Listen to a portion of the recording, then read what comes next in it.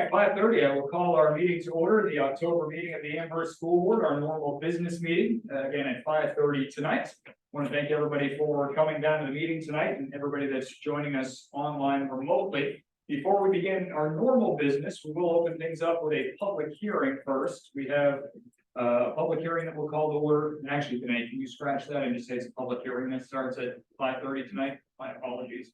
So we will host a public hearing for RSA 198-20-B. The Amherst School Board holding a public hearing to accept unanticipated revenue for the following, and it's the amount of up to $135,000 in impact fees from the town of Amherst. Our hearing is held tonight in the Souhegan High School Learning Commons. It is October 19th, and we get underway at 5:30 p.m. So with that, we are accepting up to $135,000 for impact fees.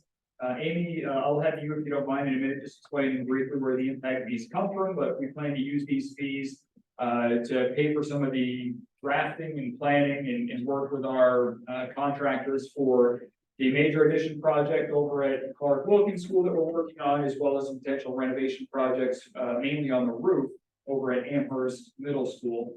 So generally, facilities will be the focus of these funds. $225,000 was collected by the town based off developments in the town. And then it's usually a 60-40 split between Amherst and Souhegan. So that 135 represents approximately 60% of the 225. So before I open it up to any public comment on this, Amy, did I summarize that adequately? Anything else that you need in there? Or Steve, maybe? You did great. Yeah. Yeah. Okay. Good. So with that, we'll open it up for public comment. If you'd like to comment in public here in the meeting, just come to the microphone. You'll have 3 minutes to discuss. If you are online tonight, feel free to raise your virtual hand, and then you can you will be called upon. Say your name, turn on your camera, and have your name in the avatar as well. And we'll give you 3 minutes there, likewise. Anybody online? Terry's here. I'm going to pump her. Yep, please. I just noticed it. Sorry about that.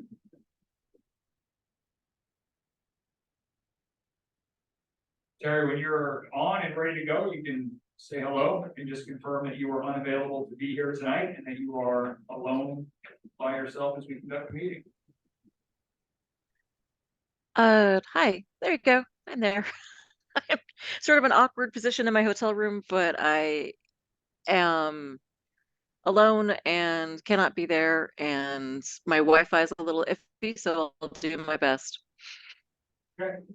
We will, if at any point, Terry, you drop out and miss parts of conversation that we have with something that requires a vote, just let us know so that we can make sure that you abstain or that you don't participate if you miss substantial portions of conversation. But other than that, we'll be good to go. I don't see any comments from the public in person tonight regarding the public hearing, and I don't see any online. So with that, I will close the public hearing at 5:33. And now I will call to order our regular business meeting at 5:33. And the first thing that we will do is we have to take a motion to accept up to $135,000 in impact fees from the town of Amherst. Can I get a motion to that effect? Jason with the motion. Can I get a second? I'll second. Thank you, Tim. Any further discussion on that motion? Being none, I will call a roll call vote with Terry being remote tonight, starting first off with you, Terry, please. Beam, yes. White, yes. Burge, yes. Gascoigne, yes. And Gothier, yes. So $135,000 up to that amount. That motion is approved 5-0 today. Thank you for reporting that. And thank you to the town for collecting that and dispersing that, and certainly the developers for coming into the town and working to make this adding ways to make this a better town and a better place to live. Continuing on in our agenda, we will call for public comment for the regular portion of our meeting. If you have business you'd like to address with the board, feel free to come to the microphone. You'll have 3 minutes in person or 3 minutes online. And again, the same rules apply online, as they did for the public hearing. Say your name, put your name in your avatar, town of residence, turn on your camera, and you'll have 3 minutes. Any comment in public in person? Seeing none. See anybody online right now? No, sir. Okay, give it another beat here while I click on my panelist link and try to join this webinar for the 3rd time. It's not working. There we go. It is now working. So I have to join the video and move my camera. Seeing Public. comments. Hold on. There we go. Seeing no public comment, we'll close the public comment session for now, and we'll continue on down our agenda tonight. Next item up is our consent agenda. Just a couple of different items. Mike talked about this the last time we had a meeting, might have been the SAU meeting. But instead of having a variety of items in the consent agenda, looking at that more as a reports received section, we can ask questions on that. Items in the consent agenda, a little bit more of a quick pass through items that really don't need to be discussed. We have the minutes from September 21st, our last monthly meeting, and then also a donation to the Amherst Makerspace, $8,800.80. I would thank the Makerspace for that donation, and according to the memos today, it's going to be used for an e-color poster printer and then to support the student entrepreneurship program at AMS. So a very valuable donation and a great way for our kids to get some entrepreneurship experience early on in their middle school experience. Any comments from the board on that? Okay. Thank you to the Makerspace, and I saw the posters that you've already printed. Yeah, they're awesome, so that's great to see it already put to good use. Yeah. Have we thought about on that? I know it's designed for students and their programs, but I know that the nutrition program a year ago, maybe a year and a half ago, was looking to spruce up their signs for menu boards at AMS. I don't know if that's been discussed yet. Or is Yeah, there no, I another route for me? We're Yeah, talking so it's first for the about- good of the school, Okay. the student entrepreneurship program.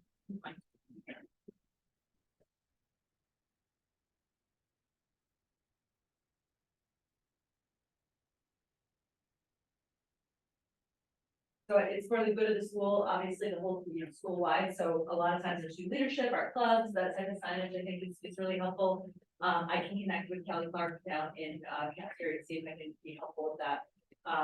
We're already excited about Red Ribbon Week. We've made some Red Ribbon Week posters. Our school counselors have discovered Canva, so they're sharing some things with me for me to print. And I've been trained along with Jess Holtman, who's one of my computer teachers, on how to use it. So we're looking to get it set up for more wide use and then go through that initial training for the student entrepreneurship program, which Jess is gonna head up. Well, great, and I don't know if Crystal still has the need. I noticed that there were Yeah. more signs in there before, but certainly something that just came to my head as we were talking about it. So, Yeah, I could see even just a big monthly calendar. yeah, something like that. Great.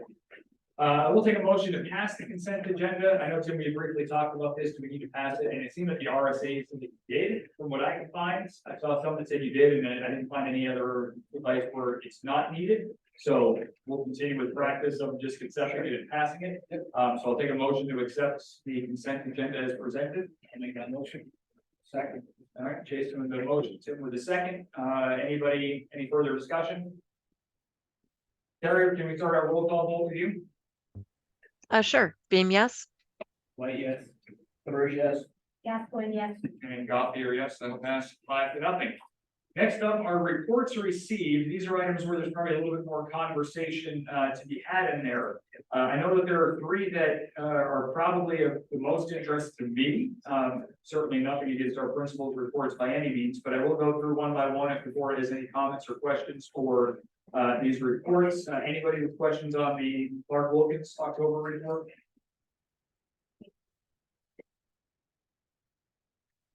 So I have just a comment and a question. 3 things.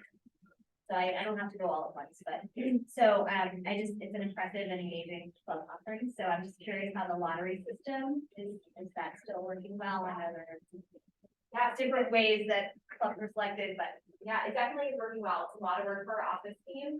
The parents put in for second choices, and we had over 300 submissions for about 175, 80 spots per club. So we ran the lottery, and then we offered the spots.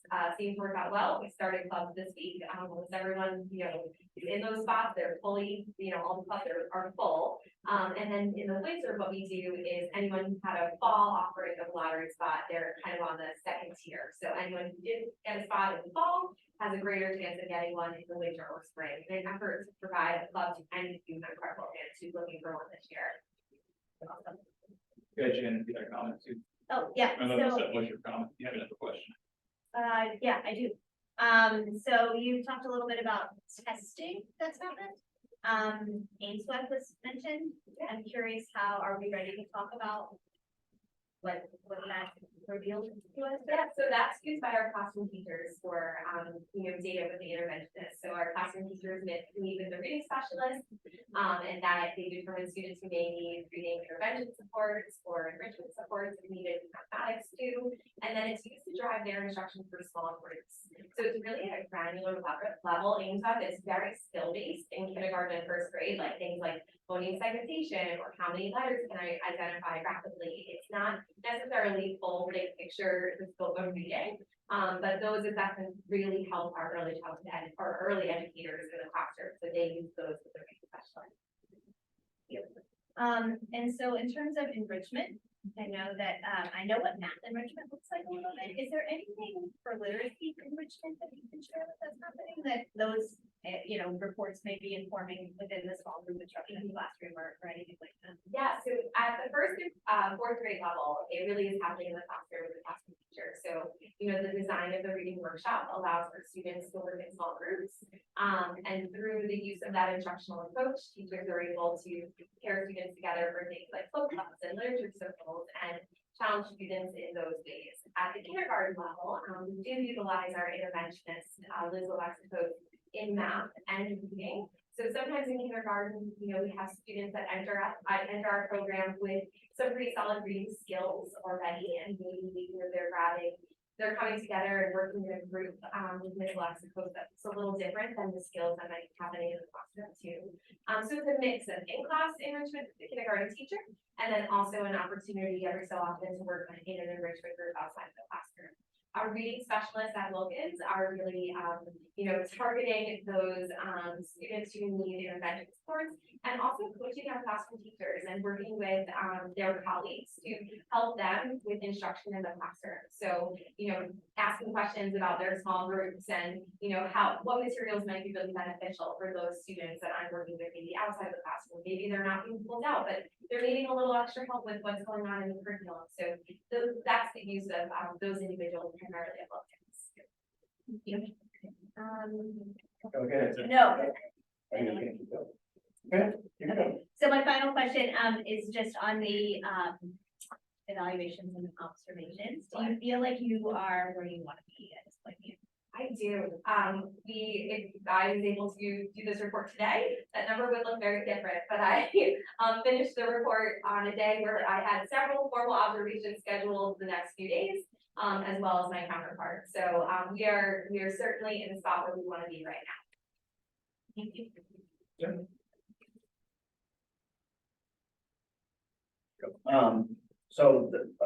For the strengthening parent partnerships, so one of the, thank you for including the part about shared language and usage of language between home and school. That can make a big difference if the students are hearing the same type of messaging being delivered in both the home environment and the school environment for that. So that's great to see that that's part of that discussion.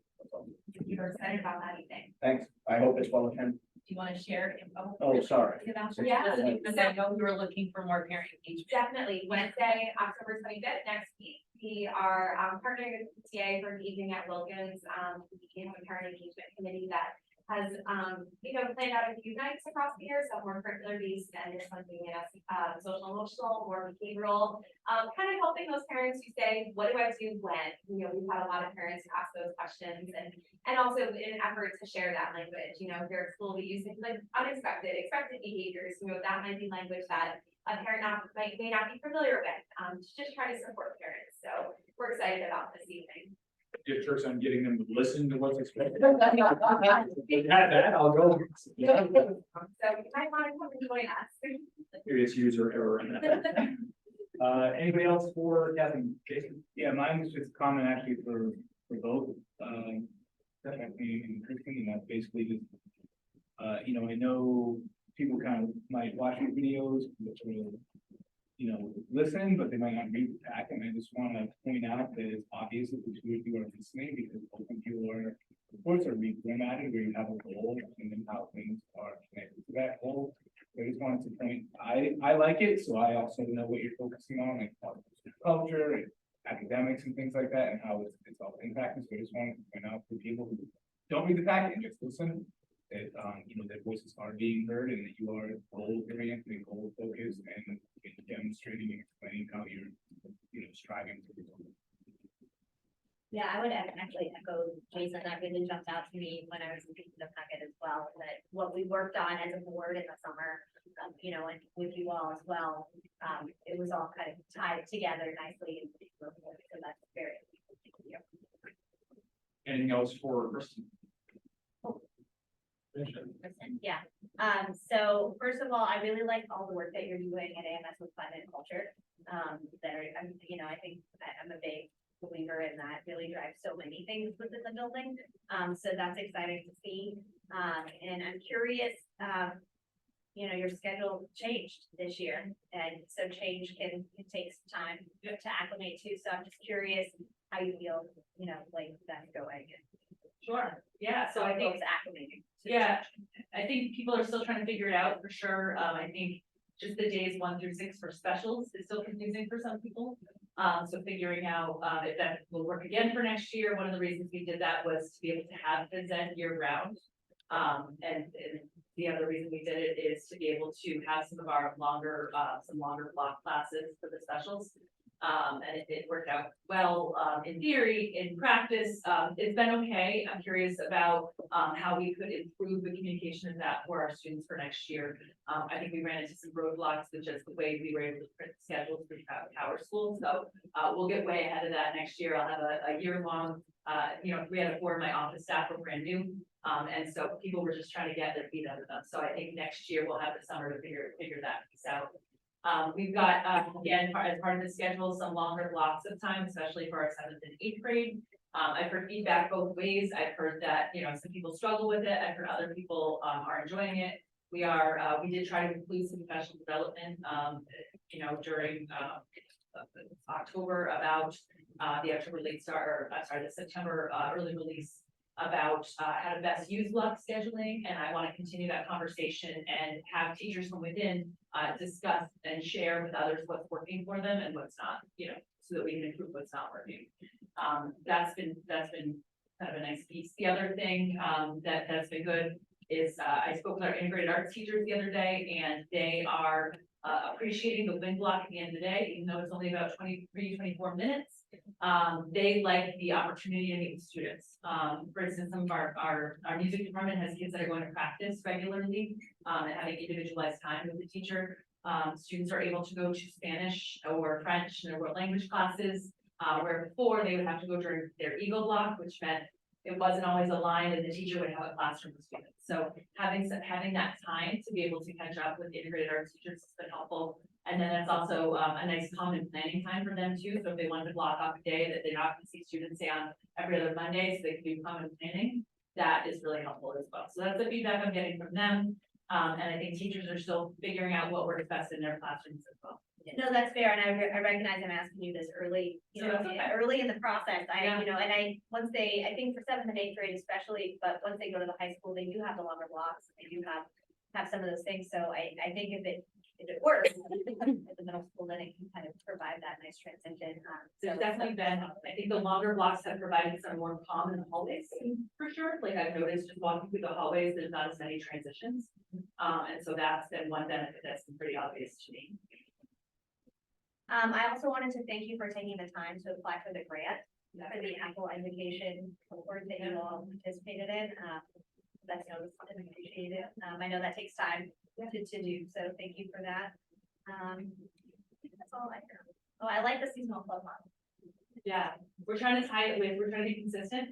Since we're all in the same school district, we're trying to be consistent with what Clark Wilkins is doing, and it also is going to give us, I think, just some structure. And for families, I know that I, as a parent, had a hard time navigating the clubs and when they start and when they end and where's the schedule. So we're really trying to get those structures around that so they communicate with families a little bit more. And Great, thank you. Anybody else for? No, it was a facility. Report number 3.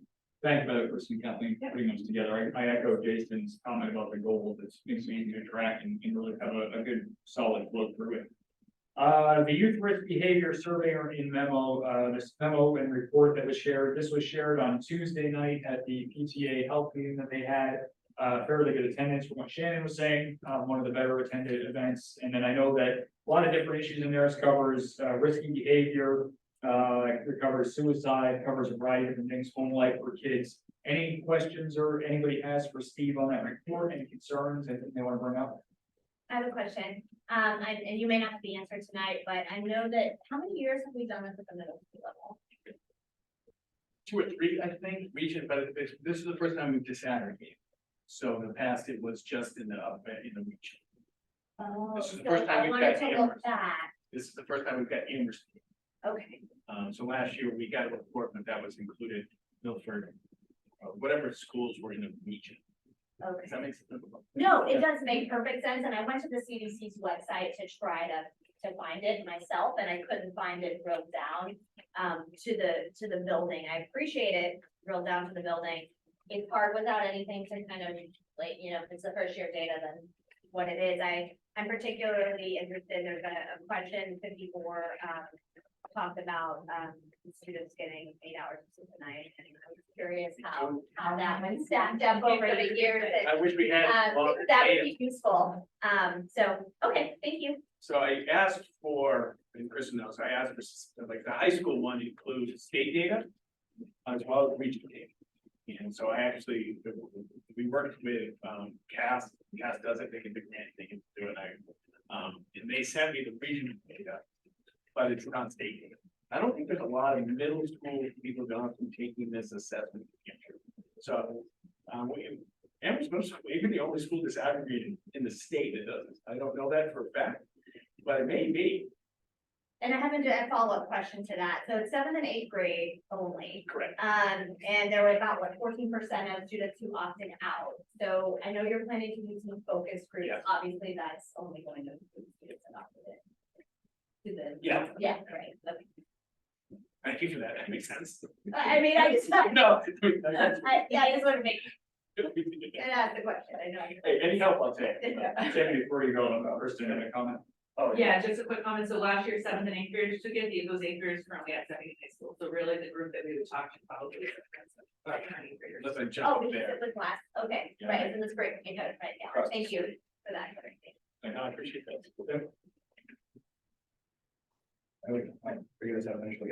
So I, after getting it and looking it over, then did a informal focus group with my middle school. Love it. Sort of, and literally asking him, so what do you think the percentage of, this is? So that was a fascinating, Thank you. I think you'll get some great, similar results as I got on ones that, he thought were higher and ones that he thought were well lower. So it was a fascinating insight that sort of double check that. So I think if you run those focus groups, you'll get some interesting feedback from the students. But one of the key, and Tim, I appreciate it. We want this to spur a conversation Yeah. with parents and their children. That's really what this is about. And we know from the data that kids do listen to their parents. So what I'll tell, so obviously, so as somebody who was probably the last generation, maybe where when we walked out of high school, it was a cloud of smoke on the way to the bus route. That's it. But like even asking that question, and so I asked my high schooler too about what percentage of students do you think smoke cigarettes? And they're both, before I even was allowed to go further with the question, they were like, wait, actual cigarette? Like that was a hard no, like they were like, that must be 0, right? Because they just assumed I meant vaping. It was just from a generational perspective, just like a wild to me how instantaneous that reaction was from both of them, but anyway, just some insight as a parent also looking at it from. And we were doing really well, high school decrease of cigarettes before vaping. Yeah. We were doing. Yeah, no, I know. We were, I get it. public health was working. Yeah, I understand. And like, I've been doing this a long time. I went my first year catching 10, 15 kids as assistant principal to last year's principal. Yeah. 0. Yeah. But then vaping. Yeah, no, I know. We were doing well on the cigarettes. The vaping is, we opened the whole topic. But I think your focus groups will pay off. Next report is the Bridges math. Any high level comments, Mike, you want to start? And you want to sort of Christine? Yeah, I'm gonna give Christine speak to it in a moment, but I wanted to kind of point out that as we start to interact with data in 23, 24, I just want to kind of remind people that there's going to be data that we use for internal use and growth and helping students achieve, and we'll monitor that. Then there's going to be data that we use and discuss like the effectiveness of our schools, of our districts, right, of our SAU. And then there's going to be data that we use to evaluate, programs. And so tonight, what we're going to speak a little bit about is a program evaluation of bridges after year one. Christine's going to put a nice memo together for you, and we'll have her briefly kind of introduce it, and then you open it up to any questions if people had any questions. So Christine, Yeah. thank you. Yeah, thank you. We were excited to really do a recap of last year and really look critically at our year one of the implementation of our K-5 math program, Bridges in Mathematics. So in looking at implementation and any successes and challenges, one thing that we found really helpful was both on the materials, resources, and guidance side, as well as the professional development side. And we felt we had a lot of success. Teachers had the materials they needed, but not just the textbooks and the workbooks, but also the classroom kit filled with the manipulatives and any of the items that they needed, even the supplemental materials and a little, first grade, they make little number racks with beads and pipe cleaners, and those are very important, and we need to rebuy the beads and pipe cleaners every year. So just having those pieces for kids to have those hands-on experiences in that, really important. The other important piece from our first year of implementation was the professional development we did with teachers. We had Bridges trainers come on site to provide 2 full days of professional development to our teachers, and those Bridges trainers were classroom teachers teaching the program currently. And what was so nice about that, the teachers really felt supported. They felt that they had trainers who knew what they were talking about and could really speak from experience, and share tons of resources with our teachers to really help them feel like they could hit the ground running. We continued, teachers had an additional day with grade level collaboration time over the summer, and then a full day on our October in-service day. So just about a year ago, really dedicated to math, focusing on assessments, focusing on the models that we use in mathematics, and really also focusing on differentiation. So we felt really good about the support that was provided to teachers last year to really set them up for success. And overall, teachers did feel that it was a successful year of implementation. It's hard anytime you're using new materials and making shifts in practice, but I know teachers also really appreciated the support we provided. Kathleen and I worked on the assessment side really deeply to ensure that the Bridges assessment system aligned to our grading and reporting system and supported teachers with that piece. And in looking at feedback from teachers, the only area where they felt that there was maybe a hole or a gap in the program was really around the enrichment side and not having enough materials to provide challenge to students when students were showing readiness for more. And interestingly, at the same time as we were bringing this challenge to Bridges, they said, guess what, we're going to have something for you next year. So we've actually been able to help provide materials in grades 2 through 5 this year that are enrichment materials aligned to the Bridges program. So that's an exciting addition, and we were thrilled to have that piece to really, fill in that hole or gap that we found last year. In looking at our assessment results, really, really strong data that really showed some great areas of successes really from last year. One highlight, I think, is that in looking at our score distribution, so where our students at each grade level, what performance levels they were on using New Hampshire SAS, we had more students at every single grade level scoring in the level 4 range, which is above proficient or above, showing proficiency above grade level than any other score band, which is really exciting. So despite the fact that maybe we didn't have as many challenge opportunities for students last year, the program in and of itself was still a challenge and rigorous for all of our students, with so many of them scoring in that advanced, proficient or level 4 range. And also on the other end, our students scoring in the level 1 range, that was our smallest group, which is what we'd always want to look for. So we were really excited about that. And with even just the number of students that reached proficiency or above, really strong, especially in 3rd and 4th grade. So we were very pleased with that, that in grade 3, 70% of our students scored proficient or above, and in 4th grade, 80% scored proficient or above. So, well, again, that can fluctuate from year to year, you know, certainly we were pleased with how students, you know, the proficiency they showed. We also dug in and looked at growth. And I'll mention too that 5th grade scores were lower, a little bit lower also than the previous year. And Steve and I met and had a deep conversation with our 5th grade teachers, just looking a little bit more at the assessment, looking at our program. And we had a great conversation with 5th grade teachers, which was really a highlight of some of the work that we were doing to pull this together. But 5th grade, we saw a decrease in the number of students that were proficient from 4th grade to 5th grade. And in looking at the 5th grade assessment, we really noticed that the way some of the problems are presented to students are very different from what they're, it's not in all places, but you know, what they're experiencing in class. For example, the way the Bridges program presents volume to students, they're presented in a way that explains it to think of layers instead of height. And just our teachers needing to be able to be explicit in making those connections and really understanding what test items are on New Hampshire SAS, which we can do with the release test items, and making those bridges or connections between our program and the assessment, because we do want to make sure that we're setting our students up for success. If this is the measure we're using to really help understand whether or not our math program is successful, we want to make sure that there's not a disconnect between those two pieces. So that was some of the work Steve and I did. We also looked at our local assessments because we wanted to better understand our 5th grade scores and what were our local assessments showing us.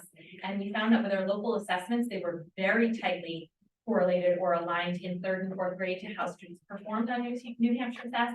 But in 5th grade, there definitely was a disconnect. So we had you know, more students on our local assessments showing proficiency than they did on New Hampshire SAS. So again, that leads us to believe there might be a disconnect between what we're doing in the classroom and that assessment in a few places. And some of our teachers were actually lucky enough to do a item bank review on the New Hampshire SAS assessment this summer, and they had some general insights to share as well, just around you know, how problems might be presented. So when we were digging into those items, it was really helpful.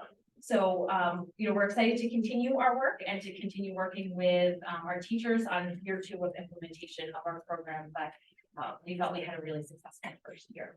I probably talked too much, so I apologize.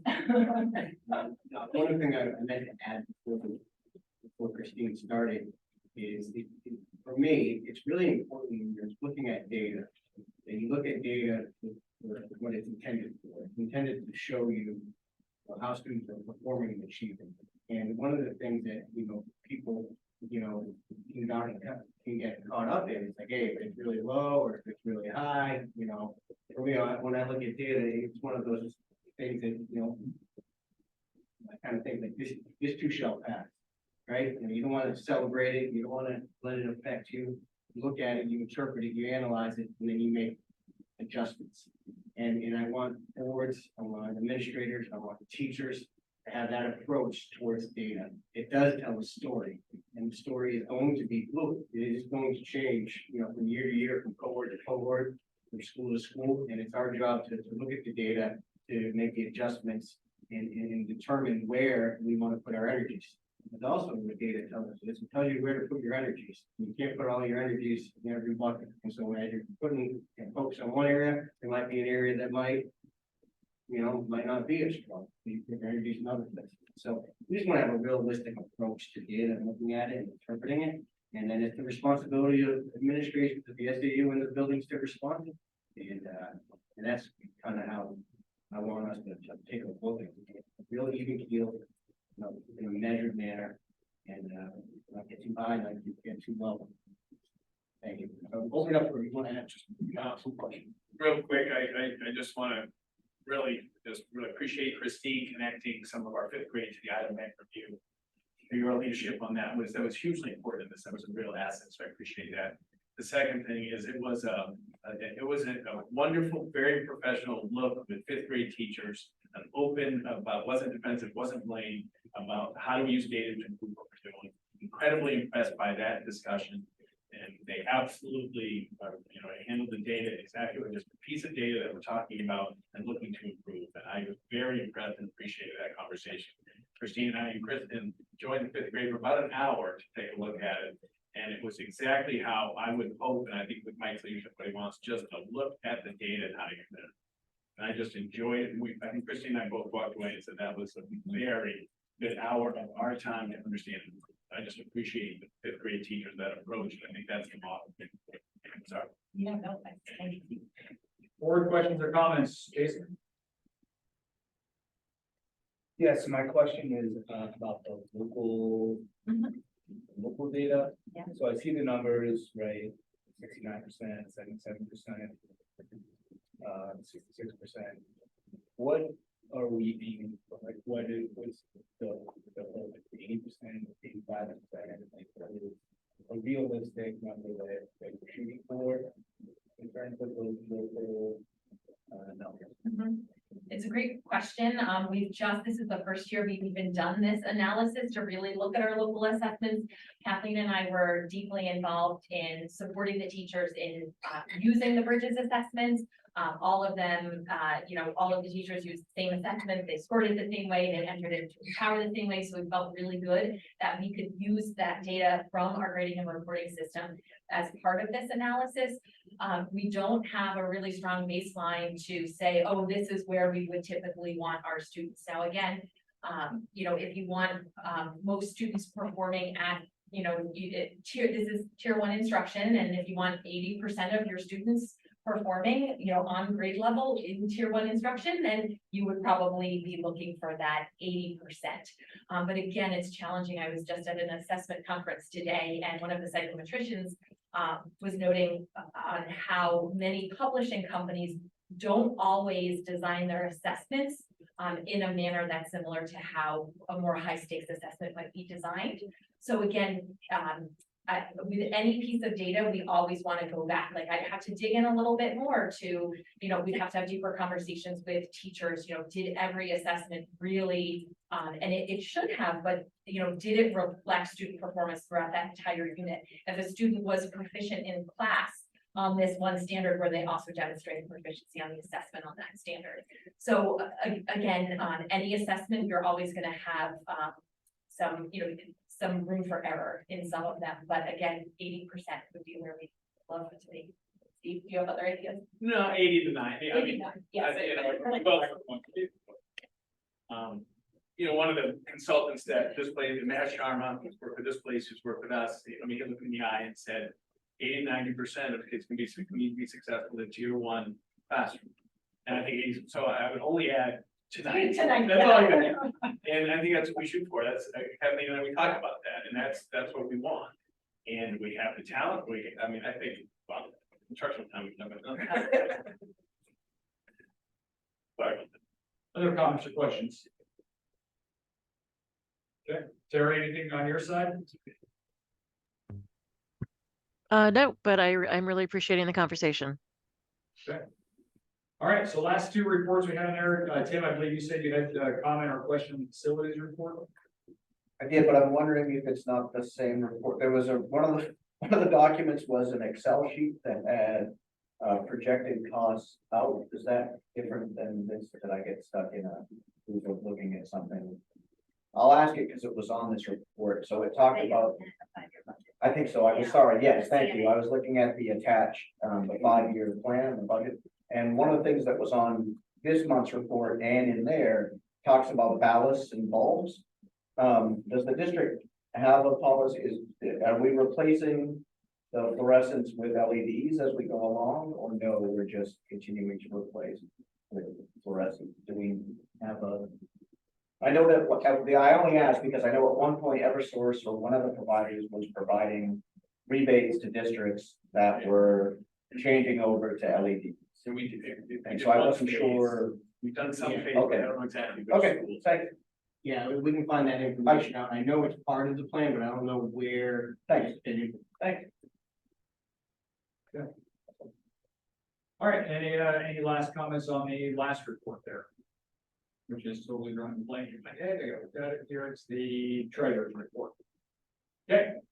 thank you for all the work to put those reports together. I think it opens up some good conversation and obviously sharing data and some of the new ways that we're gonna trying to utilize data is helpful as well. So we'll move on tonight to facilities projects. We are going to combine items with the roof project agenda item for the subcommittee reports. We were originally going to have EEI here to discuss phasing out those roof projects, but there's been a delay in getting those plans finalized. So instead, we'll just talk high level about the subcommittees, focusing first on facilities. So I will turn it over to you, Shannon, for updates that you've had.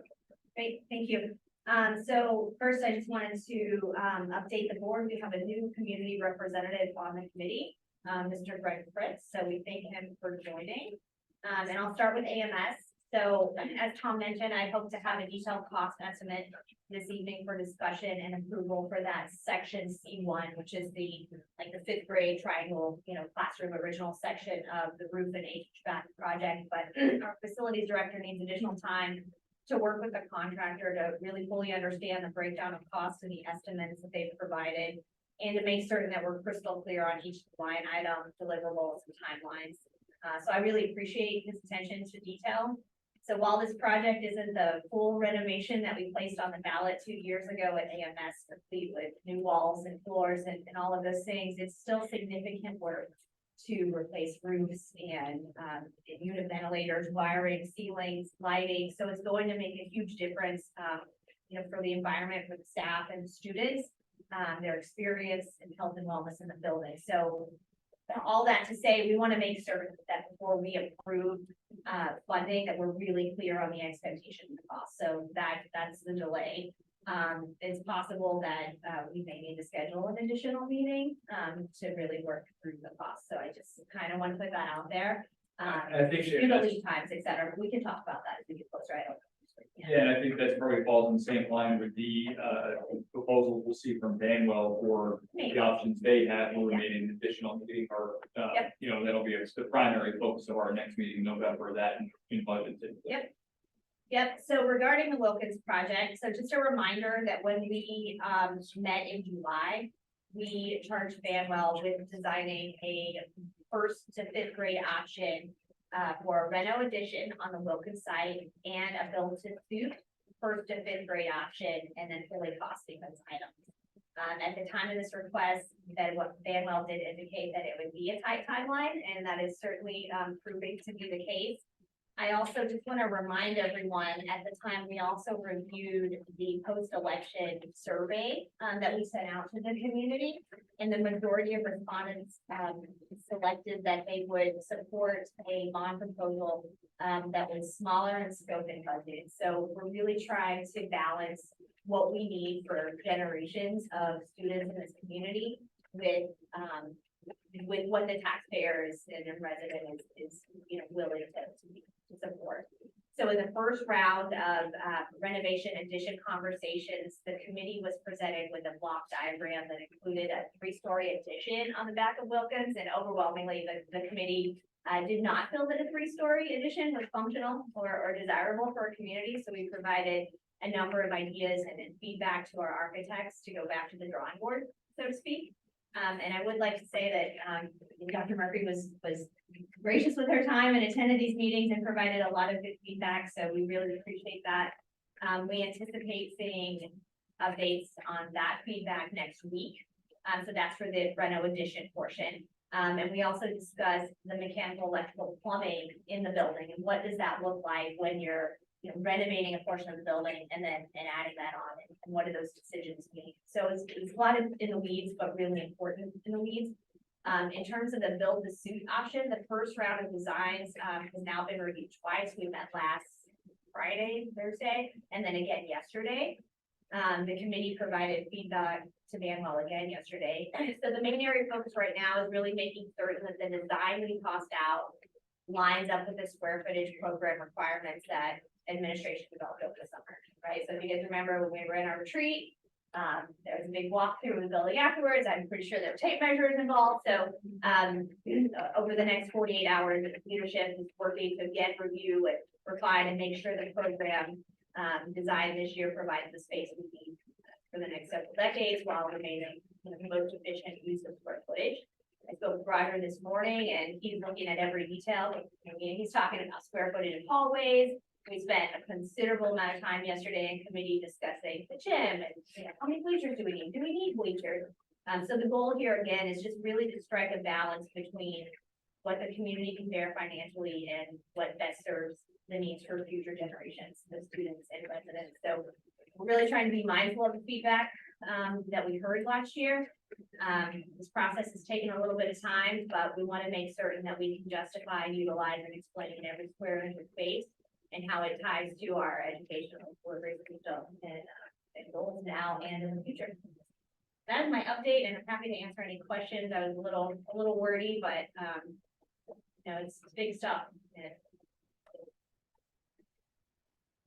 Any questions or comments from anybody on the board for Shannon? Anybody else that has a subcommittee report that they need to share? Okay. I have an update. I'm the liaison for that. So a huge round of applause to our PTA and our staff and administration, students and families in the school. It was a record-breaking Booster-Con fundraiser. Our totals as of the 18th, I got an update here. Clark Wilkins was at $56,845 and AMS was at $26,072 in donations. So, you know, I don't know how to thank enough our families, students, teachers, staff, administrators, volunteers. I know it's a Herculean effort. And I know that it's going to make a big impact in our schools. So thank you all. Thanks to our community. As Tom mentioned, the PTA also hosted the safety inspection this week. I had an opportunity to attend that. There were about 20 folks in attendance, which after years of sitting through PTA meetings, I can tell you that's a banner night, especially when you know, have something that doesn't sound super, you know, really. It was a really engaging audience. I want to thank, you know, Superintendent Barry and Assistant Superintendent Chamberlain, and Principal Gothier, Deb Dion, and our SROs. There were a lot of folks that went into making that an informative night. I think it was really well received by the parents in the room. They had asked a lot of great questions, and you know, I think they got something out of it. So thanks for the PTA for working on that, and they do plan to share out recordings and communication. Great. Anybody else, any notes or comments I'd like to make on any subcommittee information? Being none. We will now go to Ways and Means. We have at least one member of Ways and Means here tonight. I know that they want to provide an update, so if you'd like to come to the microphone, if you don't mind reintroducing yourself. It's been a while and some of us have old memories. I hit that one. I'm trying to let your screen sheet go for us once and one great. Sure. Yeah. There we go. Hi, everyone. I'm Caitlin Thompson. I'm a member of Ways and Means. I'm standing in for our chairperson, Caleb, who wasn't able to be here just yet. He should be arriving shortly. So wanted to give everybody an update. We had our first meeting on October 3rd. It was also the first time any of us were meeting each other for the first time. So we very quickly selected a chairperson and a secretary. So we have Caleb as our chair with Matt as our secretary. All of our contact information and those roles have been updated on the Ways website. So there's an ability for the community to contact us directly. We also selected representatives for each of the budget subcommittees. Those meetings are going to happen pretty quickly, I think, in the next week. October. So we are, you know, ready to go and meet with everybody there. We also, Amy did a great job walking us through the process of the budget timing, just so we're all aware of that. Our next formal meeting after the subcommittee meeting is November 14th. We do plan to have agendas posted in advance on our website and in advance, obviously in advance of the meeting. Minutes, if anybody is interested, we have draft meeting and minutes posted to our website from the October 3rd. Thank you, Caitlin. Anybody else have any questions for Caitlin? Any comments? It's November 14th. November 14th. What time? I'm going to guess 6 o'clock. It's on the calendar. Or the calendar, I bet you could find it, right? It's be a good test to see if it's actually happening. Great. Perfect, There. great, thank you, Kate, I appreciate it. Okay, moving on, so I guess it's time for budget season. So with that, I will turn it over to Superintendent Perry to kick us off tonight. And we'll go through that first draft of the FY25 budget.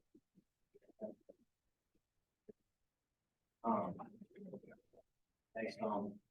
So, this is a lot of, hours in the making. A lot of hard work by a lot of, administrators and teachers in various schools. A lot of hard work by SAU administration. Really well organized by Amy to get to this point. For me, I think it's one of the more important evenings of the year, when we have the opportunity to present the draft one budget, and I will emphasize that it is draft one budget.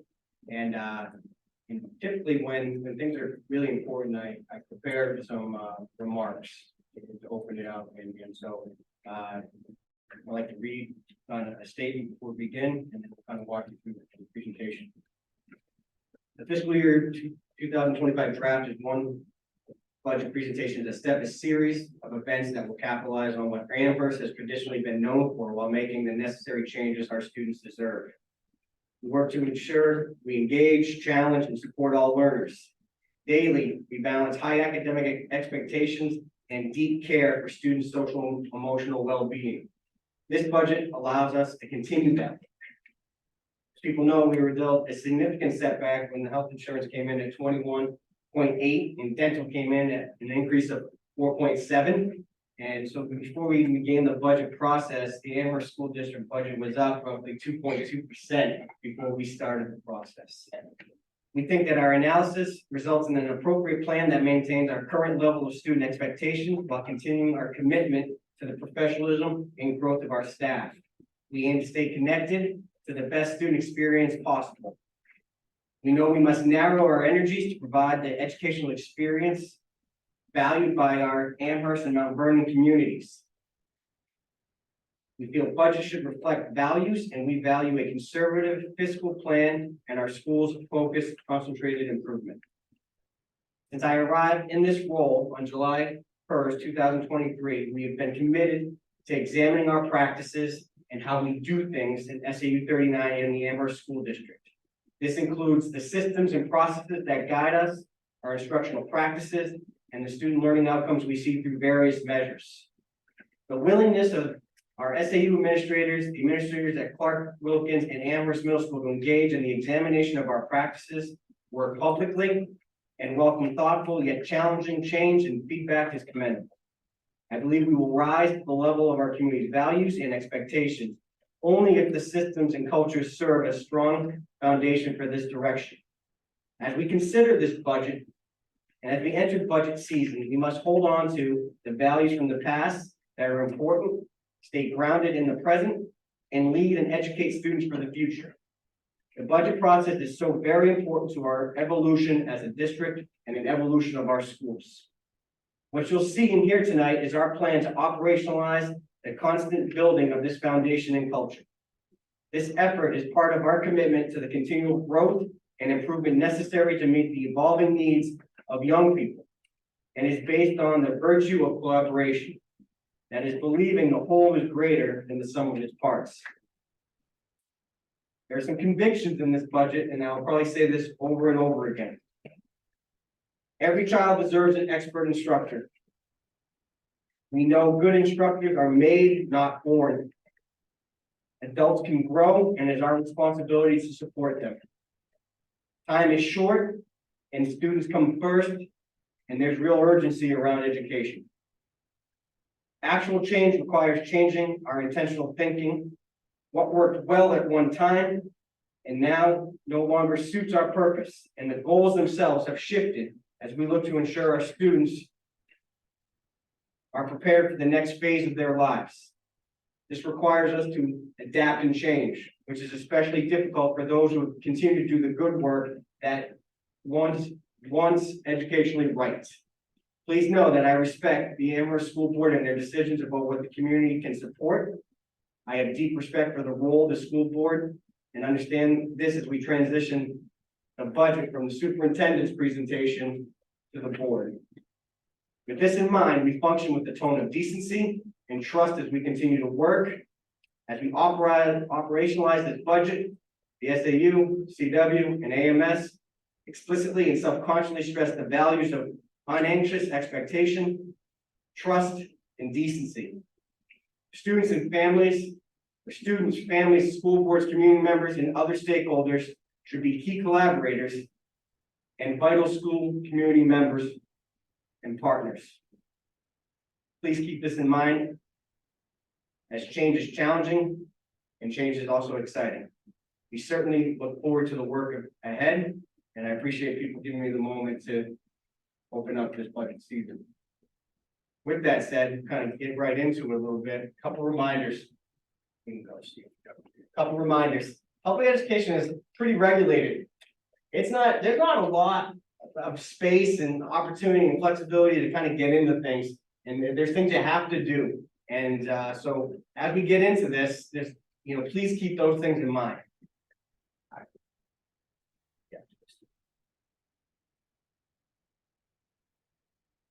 So one of the things that you keep hearing us talk is our expectation is to move people to the best practice. As people saw the priorities rolled out through the visioning conversations over the summer, as work with teachers and administrators, at the beginning, there's a focus on literacy. There's a focus on improving instructional strategies, making sure they're research and evidence based. There's a focus on educators becoming better at their craft and partnering with administration to ensure that we are growing and improving. You do see a desire for us to increase the amount of instructional time. And at the end of the day, as you can see from the principal's report, there's a lot of trust building, there's a lot of culture building. We're doing that within our district, but we're also doing that as we partner with the various stakeholders. You're going to see an increased investment in data. You saw that a little bit tonight, and that's going to continue to happen. And we do have a value of communication or on communication, and that is going to be part of budget. You saw that in the SAU budget as we started to roll out a little bit of that. Please keep in mind, SAU 39 in Amherst School District, it's a quirky place. And I don't use that word lightly, in the sense that equally put a value on high academic achievement and social emotional well-being of students, like explicitly. A lot of people don't talk about doing both well and both equally well. It's hard to do, but we do. And so our budget reflects that. And so I need people to keep those things in mind as we continue to work. And as we talked about priorities, what you're going to see, there's some priorities for all the SAU, for all the districts, and then how the Amherst School District has aligned and Clark Wilkins has aligned and AMS has aligned to these priorities. And so as we move forward, you see the focus on reading and literacy, you see the goal to expand instructional time, you see the focus on supervision and evaluation and growing people. But some of the things that we don't talk about, but I need the board to kind of be aware of, priorities as the first 100 days of me being superintendent is yet to be, that threshold is yet to be passed. Some other priorities have been, presented and kind of arrived. Some of the things that I want people to know is we have a very kind of new building administrators across the SAU. We have, Kristen in her second year, right? Okay, we have Kathleen, you're in your second year. We have Dana Curran, Salhegan's in her first year.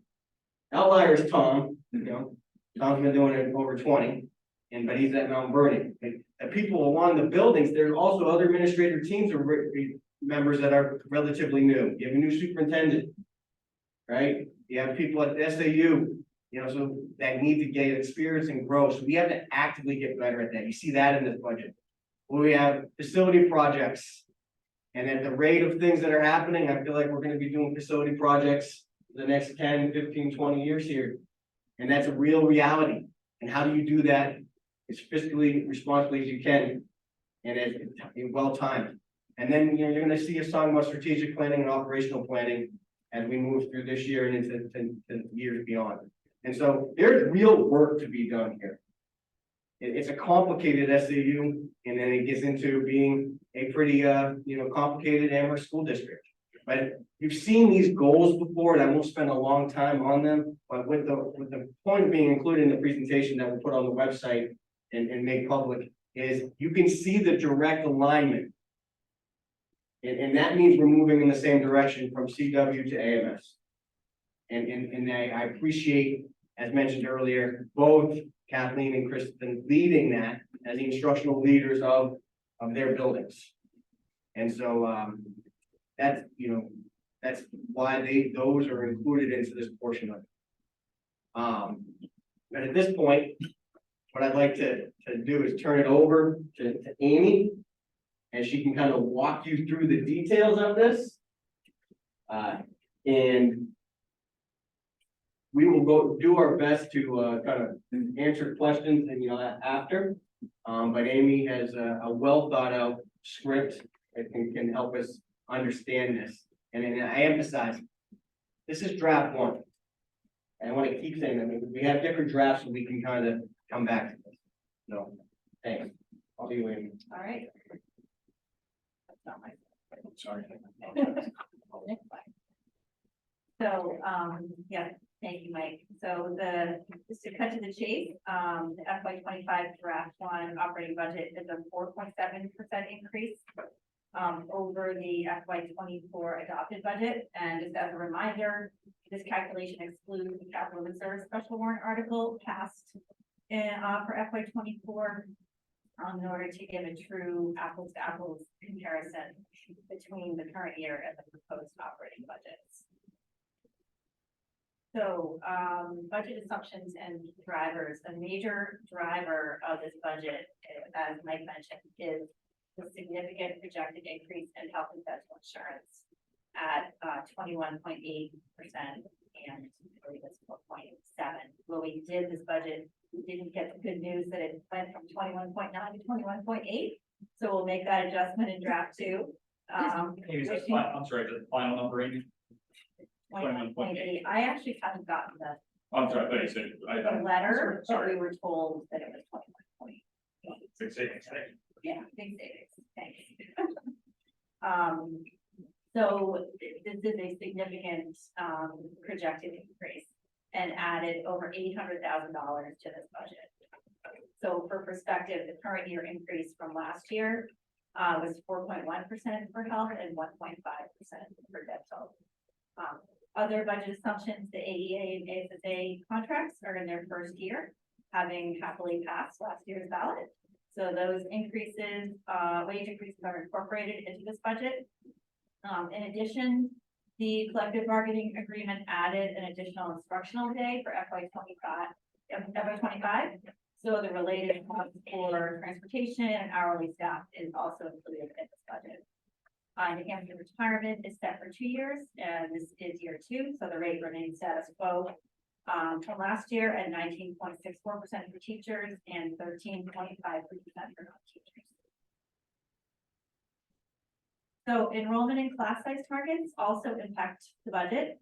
This slide shows the current FY 24 enrollment based on October 1 numbers for both Clark Wilkins and Amherst Middle School. Projected enrollment for FY 25 and target enrollment by grade according to the minimum target and maximum goals established by the school board. Also included is the most recent NASDAQ projections that we received this past spring. NASDAQ is currently updating enrollment again and will provide a report later this year with updated data. So our ratios look good for this year as we reallocated an instructional coach position from Amherst Middle School to a classroom teacher at Clark Wilkins. We're looking to maintain its current level of staffing at Clark Wilkins for next year. This will put grades 2 and 4 a bit above the max target, however, based on NASDAQ's current projections. We'll update as we get the more recent information. At AMS, we are looking to not fill one classroom teacher position through attrition. The ratios for grades 5 through 8 look good for the projected number of teachers and students. So the next few slides provide some additional context in the form of comparisons. This first comparison breaks out the budget by the three major funds, the general, food service, and grants.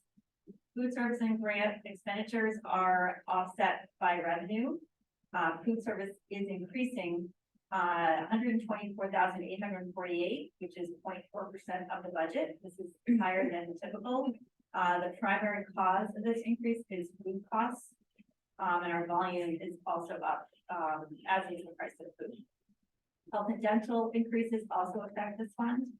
The goal for food service is to always have it fully offset by revenue, and we are fortunate to have built up a relatively significant surplus, so that we do not need to budget for a potential shortfall and a transfer from the general fund.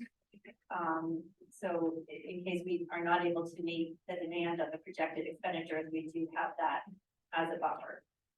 Grant funding is also projected as an expenditure as well as offsetting revenue and expected to increase by $19,000. So it should be noted that both of these funds are offset by revenue, so therefore do not affect the tax rate. As expected, the major source of the budget is an increase in the general fund. But it's important to note that while the budget is up 4.7%, 0.5%, or 143,848 of that is expected to be offset by revenue.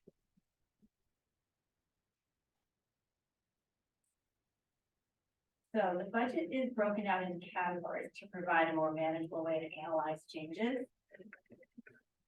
Some of the biggest changes are seen in staffing for Clark Wilkins and Amherst Middle School, staffing and benefits, primarily for the health and dental increases and some additional administrative support that we're looking to provide at the building level.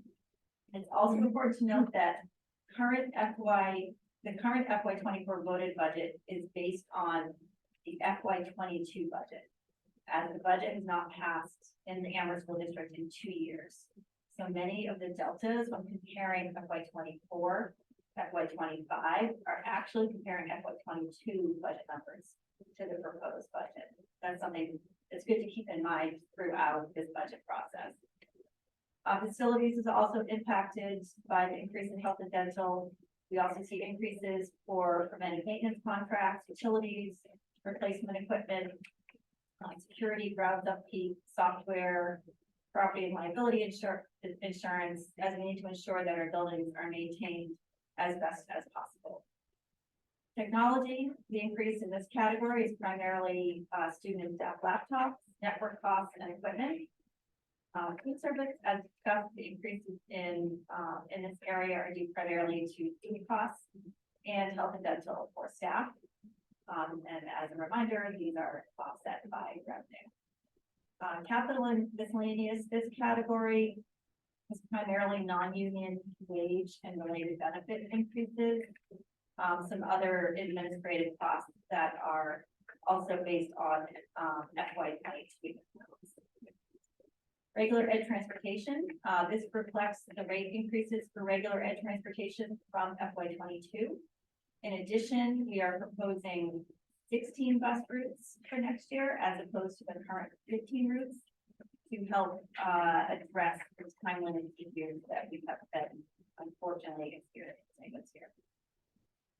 Student services is up primarily due to special education transportation, but the full cost of this increase is offset by the reduction in costs for out of district tuition and services and the reduction in some staffing. Grants are projected to increase, but will be offset by revenue.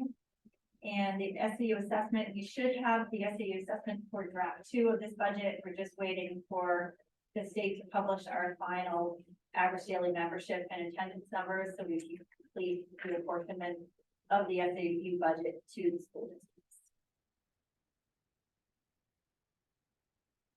So this is a pie chart, just provides a visual representation of the distribution of costs. These are the Ways and Means Subcommittee categories with wages and benefits backed out. As is typical in most school districts in New Hampshire, approximately 80% is our cost for salaries and benefits. Yep, good. Go on to the default calculation. So as a reminder, the default calculation is the amount of the appropriations contained in the operating budget, reduced and increased by debt service, contracts, and other obligations previously incurred or mandated by law, and reduced by any one-time expenditures contained in the operating budget. So this slide shows the total change between the FY24 operating budget and the FY25 calculation, default calculation. So the current year appropriation was reduced by the capital reserve warrant article.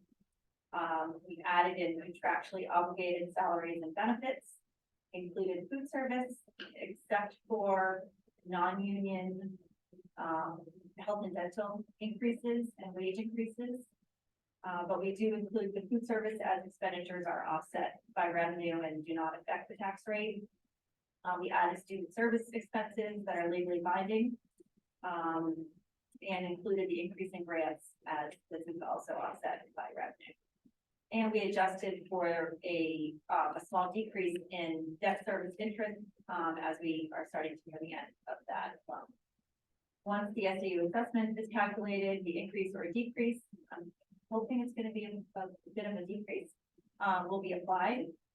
And the total change between the FY24 budget and the FY25 default is $420,655.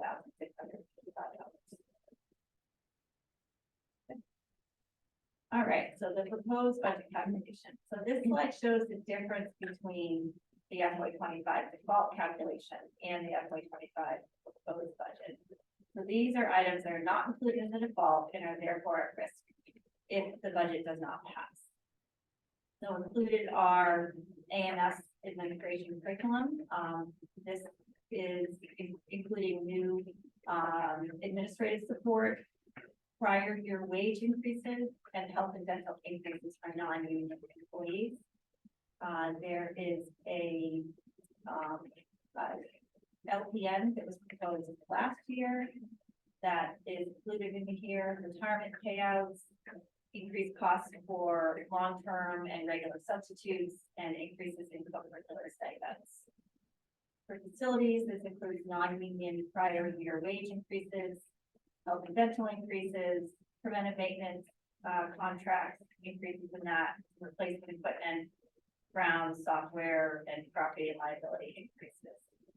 Technology, this is again a replacement of devices, laptops, equipment, supplies, and non-union wage increases and health and dental.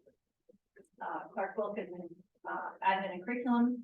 This also includes additional administrative support, the non-union health and dental increases, prior non-union wage increases, and some administrative costs based on FY22. Capital miscellaneous, this is primarily non-union wage increases as well, and an increase in other district-wide administrative expenses. Transportation, this is the rate increase for regular ed transportation from FY22. So this is not included in the default, but will need to be funded regardless of the budget passing. Food service is non-union health and dental and prior wage increases for managers.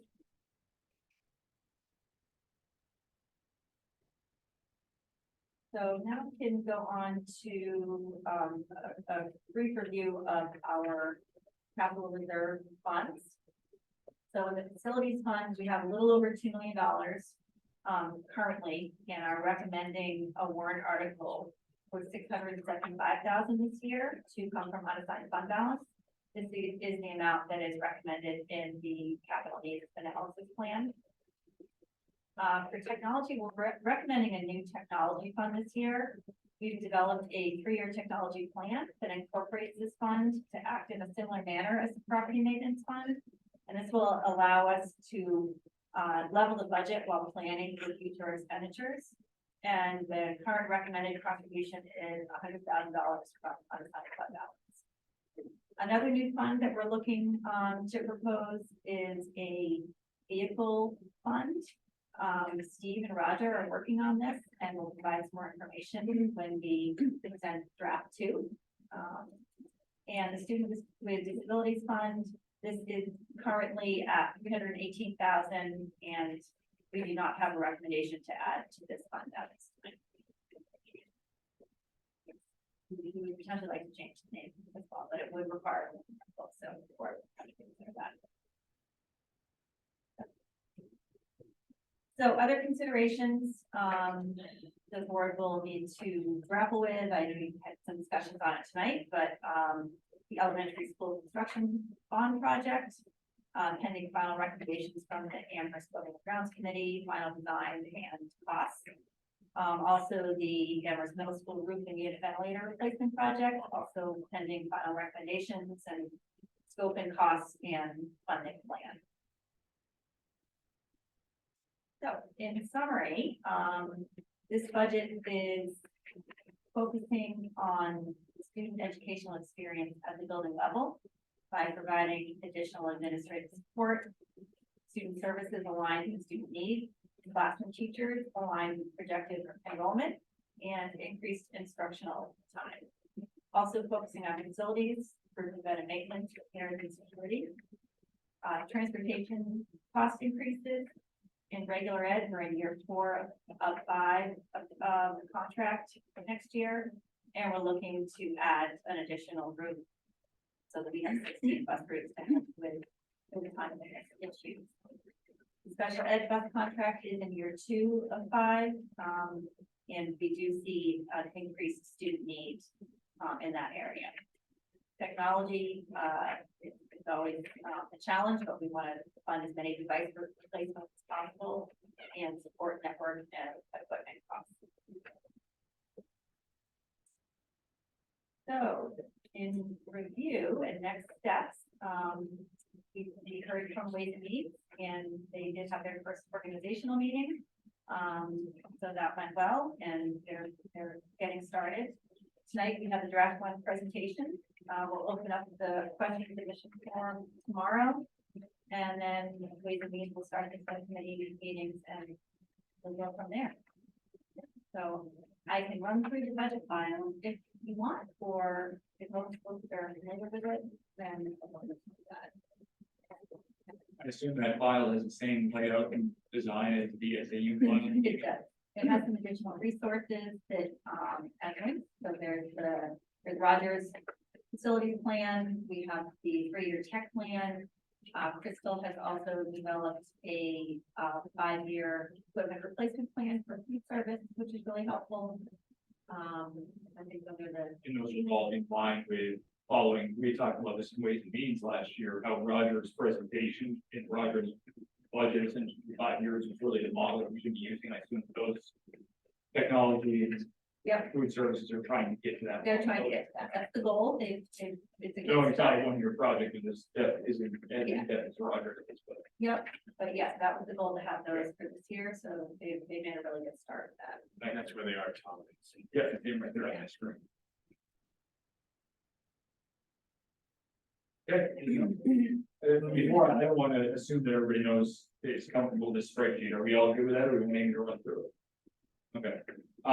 Questions, to me, I think right now it's probably a better high level question situation. We can all dig in, look at it, and then use the question sheet when we come back to ask some more in-depth questions, use the Ways and Means subcommittee meetings.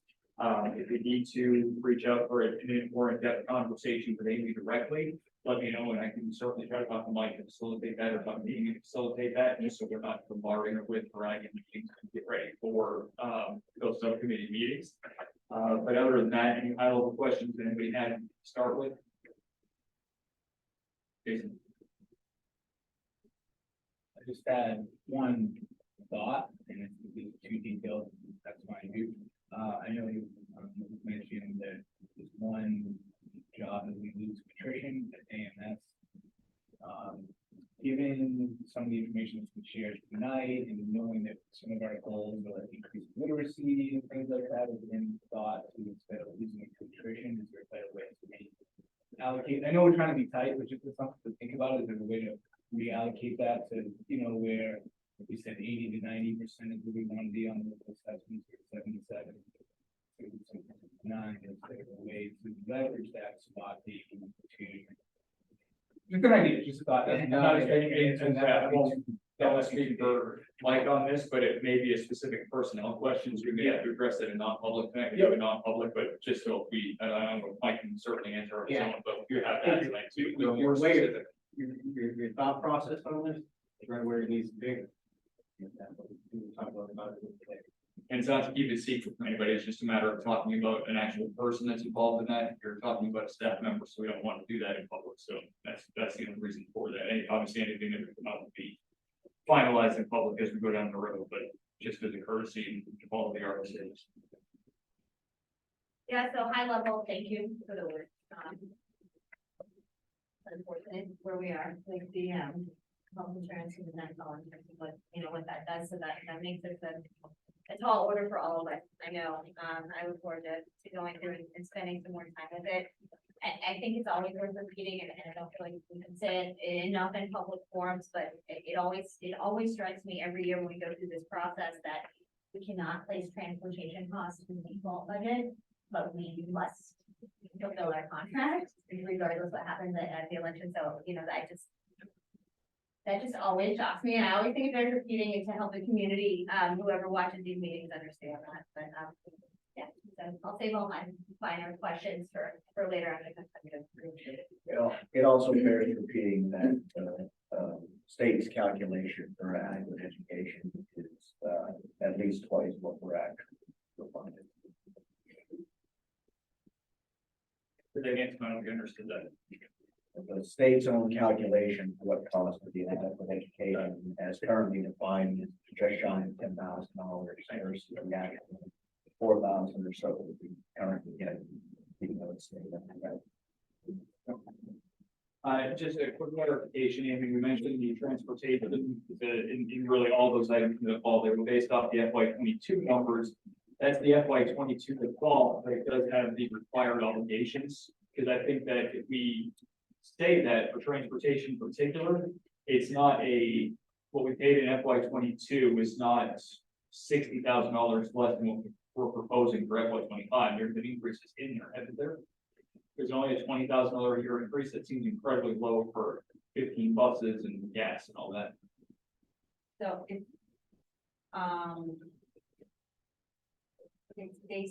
that was based on 17 buses. So Okay. the new Gotcha. proposal was based on 16. So the difference, the delta between that 17 buses in Yeah. 22 and 15 buses today might actually Yeah. be 60,000. If we would have had 17, we might have seen $200,000. Okay, thank you. Yeah. The question I had, I caught this tiger by the tail. I'm not sure that it's an appropriate analogy, but it's the only one I can think of. So this health insurance thing, Yeah. not letting go. I don't know what the hell I'm gonna do with it now that I caught it. But the 21.8%, you know, I've reading articles out there. I know health insurance is going up, but everything I found is roughly 5 to 7% from different surveys, different analysis, different articles I've seen over the last 3 months. My question is, the 21.8%, is that for everybody at Health Trust, or is that specific to our district? Do we know what other districts are gonna be paying if they're part of Health Trust? And then how quickly can we get out of Health Trust? So, fair question. The last question is more tongue in cheek. The first question is really my question. No, it's a fair question, and I'm gonna let Steve speak a little bit to it, and a little bit more experience with dealing with it, but that 21.8 is for our SAU. So it's specific to us. Milford might be 21, Yeah. maybe 28, or maybe 15. Yeah, and it ranges, you know, there's a lot of people who have 15 to 25, depending on your SAU district around the state. But, you know, one of the things that, you know, we're looking into it a little bit, and I think I can turn over to Steve, and Steve kind of talked about some of the things that we're going to do. We have actually a meeting with Health Trust tomorrow at 1:30. We've asked a series of questions, and they're going to respond to us. And then we can get back to you, but I'll turn over to Steve, and he can talk a little bit about how we got here. Absolutely very appropriate to take a look at the big number, especially historically in SAU 39. That's a number that this place hasn't seen in a long time. And we're taking it in, Tom, because of yours and other boards, interest inquiry we're taking in. But we've already I've got the first report that, and I'll write this up for the SAU board, because it's affecting everybody. But don't hold me to the number, but it was looking at $10 million under, between $9 and $10 million with the claims.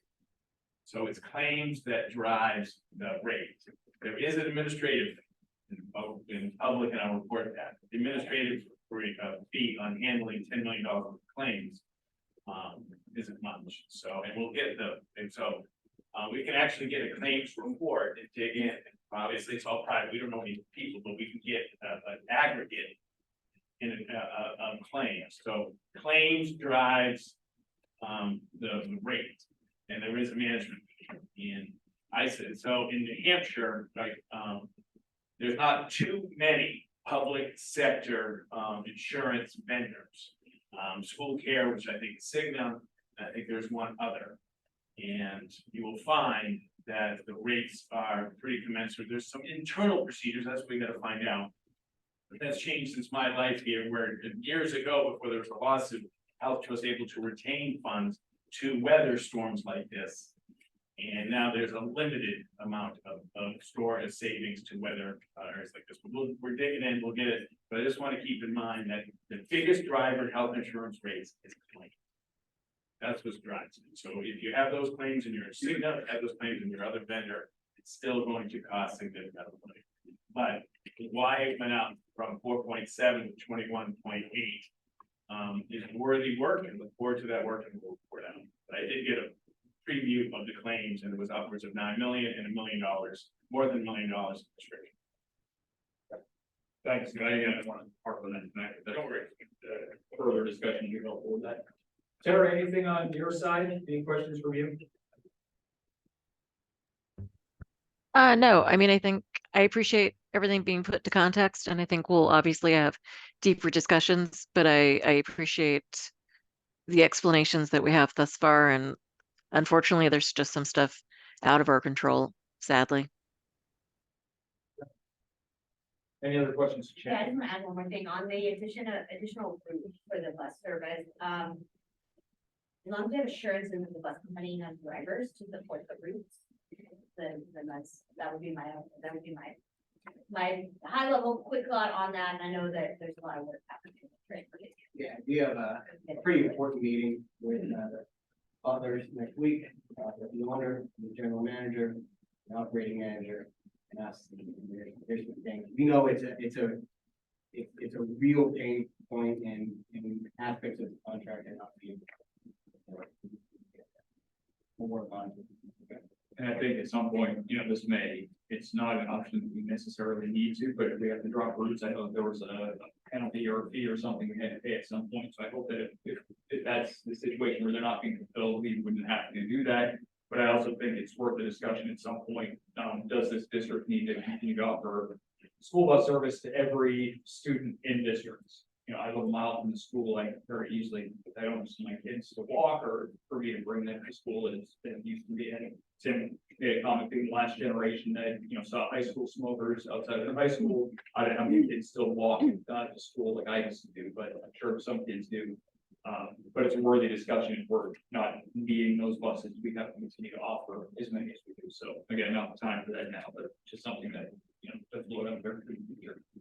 I don't know how much we actually did with how it's spread out the town is either, so it might not be.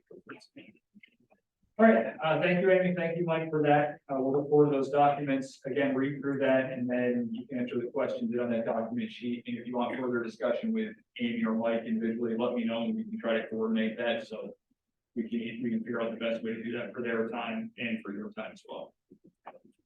Moving along tonight to communications. So we had a presentation by Phil Phillips from the New Hampshire School Board Association a couple of weeks ago on the 28th of September at the SAU meeting, just really speaking on a variety of different points, but focusing more on the communication piece. This is something that has been sort of static in our goals. hard to really measure per se, but you know what's, when you're doing it well. You can define it, you know how to define it, but you can see when you're doing it well.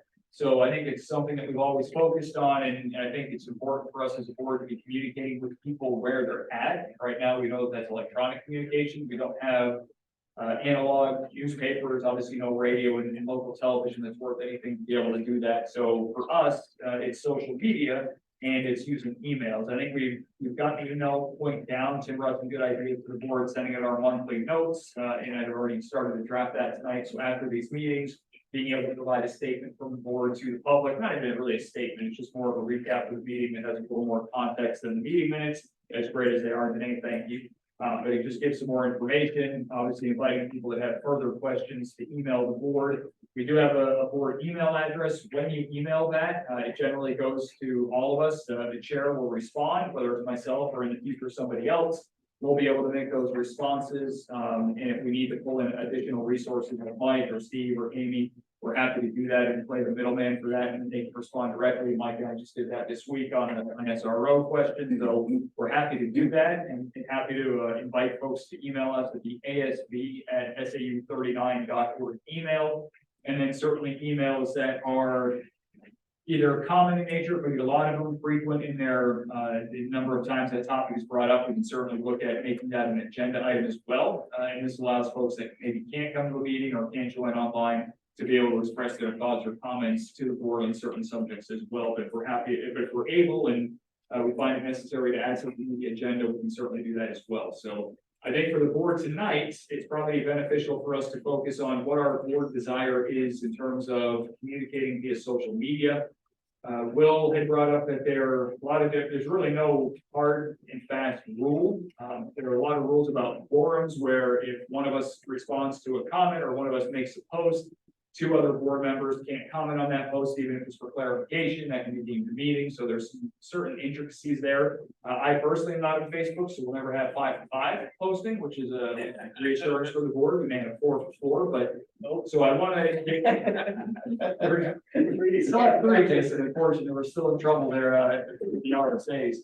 I'd like to open it to the board to get anybody's thoughts on how we'd like to handle this, and maybe I'll start with you, Tim. I know that your district in the past has had some ways of dealing with this, or maybe just to get your thoughts on how your district handled this in the past. So the biggest change sorry, I'm still getting used to the mic. So the biggest change from Con Valley here, and some of that is to do with the nature of SAU 39, is that there is a difference, and an important difference, between the board and the district, right? So there's the ASB, there's the Amherst School Board, and then there's SAU 39, and those are two different, though related, organizations. And so it's important to me, and it should be important to this board, that the board have its own identity, in that the board can issue statements that don't necessarily come or even have the appearance of coming from Mike or the superintendent's office, because they are board statements or board summaries,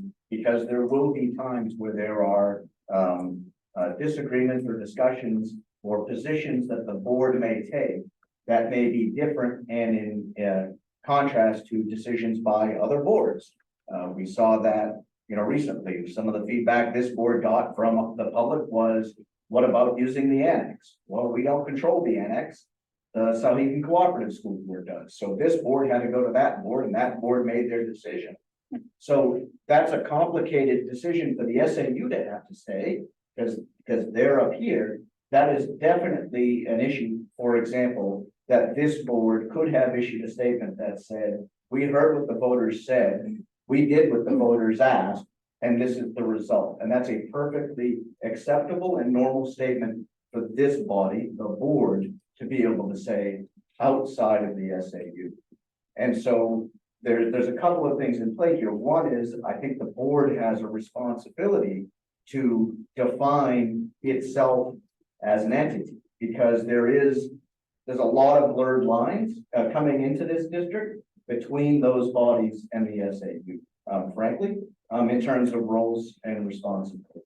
And I think it's vitally important that the board establish those and communicate those to the public, so the public understands all of those nuances too. Because I think a lot of members of the public to use the annex example, thought that would be I don't know, maybe the public thought that was something that was in the power of a single body because they view us as a single district, and the SAU is, but there's so many moving parts under that. I think it's vital that the Amherst School Board define who it is, what it is, and communicate as a board on those types of topics, right? So the other thing that I'll use an example of would be the delegate that I thought would be on the agenda tonight, and maybe should have been on last month's agenda too, but I think the delegate convention was just, right? And so like, in theory, this board, as a board, could have proposed items to put on that. And so there should be a standing agenda item on the meetings before that meeting that we have any proposed, what they call them, articles, right, to go forward, be presented to this board and the vote yay or nay, not only on ones that any one of us has drafted, but should have been an opportunity for this board, frankly, to vote up or down on the ones that have been submitted by other bodies and to produce a statement on that. If you look at other board websites, you will see positions of the board taken, for example, on LSRs or bills before the legislature, that this public body has weighed in as a public body on those types of issues. And that can be distinct from and should be distinct from SAU 39. I know that it's complicated, more complicated in this district, and I get that. And I'm not here to argue for a single district, but like we need this. It's vitally important, I think, that this board be able to explain that, differentiate that, and brand itself as a unique entity, because it is. So to that end, what that looks like communication wise, I'm not entirely sure whether that means that there's a, Amherst School Board, Facebook page that only posts and doesn't have, commenting and stuff like that to avoid that, or whether that's managed by the SAU, but under the brand of the Amherst School Board as communications from the board. Yeah, so I think we've kind of dodged around this and danced around this issue for as long as I've been on this board. I think the time has come, but I think that it's worthy of the conversation. Do we have an Amherst School Board Facebook page that is a publication only? You can find links on it on the SEU website, and then be able to make it a non-commenting, non-posting entity, so that we can just post something on for example, the Amherst town page. It comes from the district. It can be vetted by one person, whether it comes from the chair, or if it comes from somebody else that we designate. God, I wasn't the chair. We can designate who's going to craft and then submit that, and we can review that as a board, just in terms of communication, much like we do with our weekly or monthly summaries that we come up for the meetings.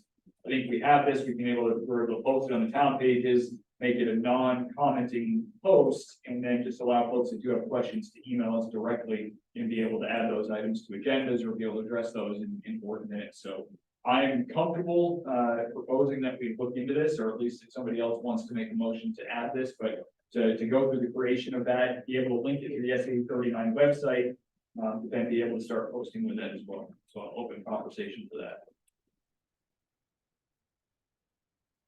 As the fellow anti-Facebook person on this board, I reluctantly, I don't think we have a we don't have to have some social media presence, definitely non-commenting, but just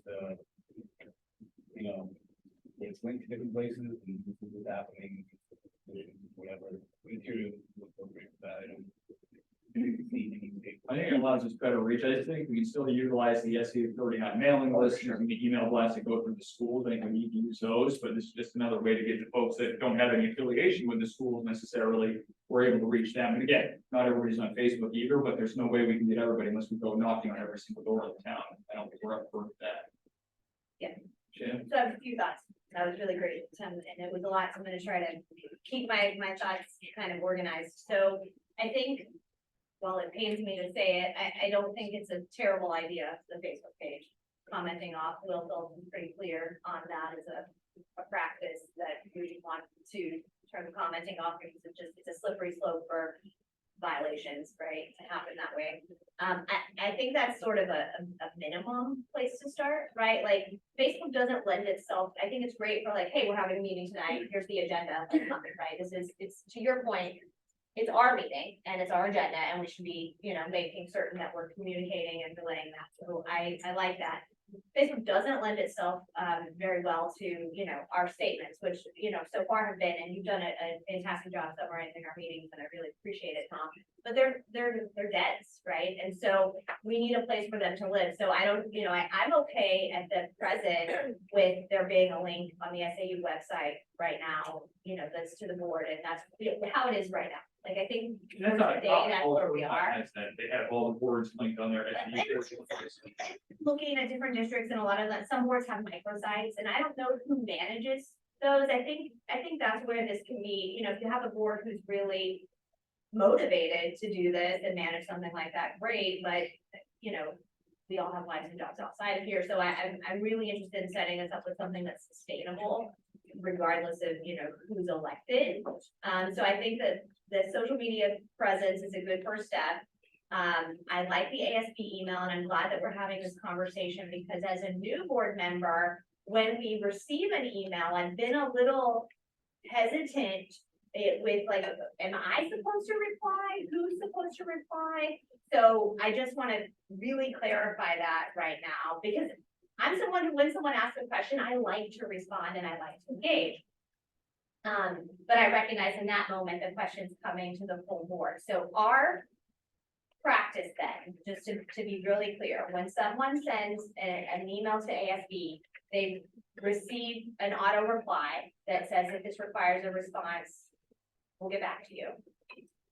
I would like that to say the chair will get back to you if that's our practice, because that just makes me feel better, but like I'm not ignoring somebody.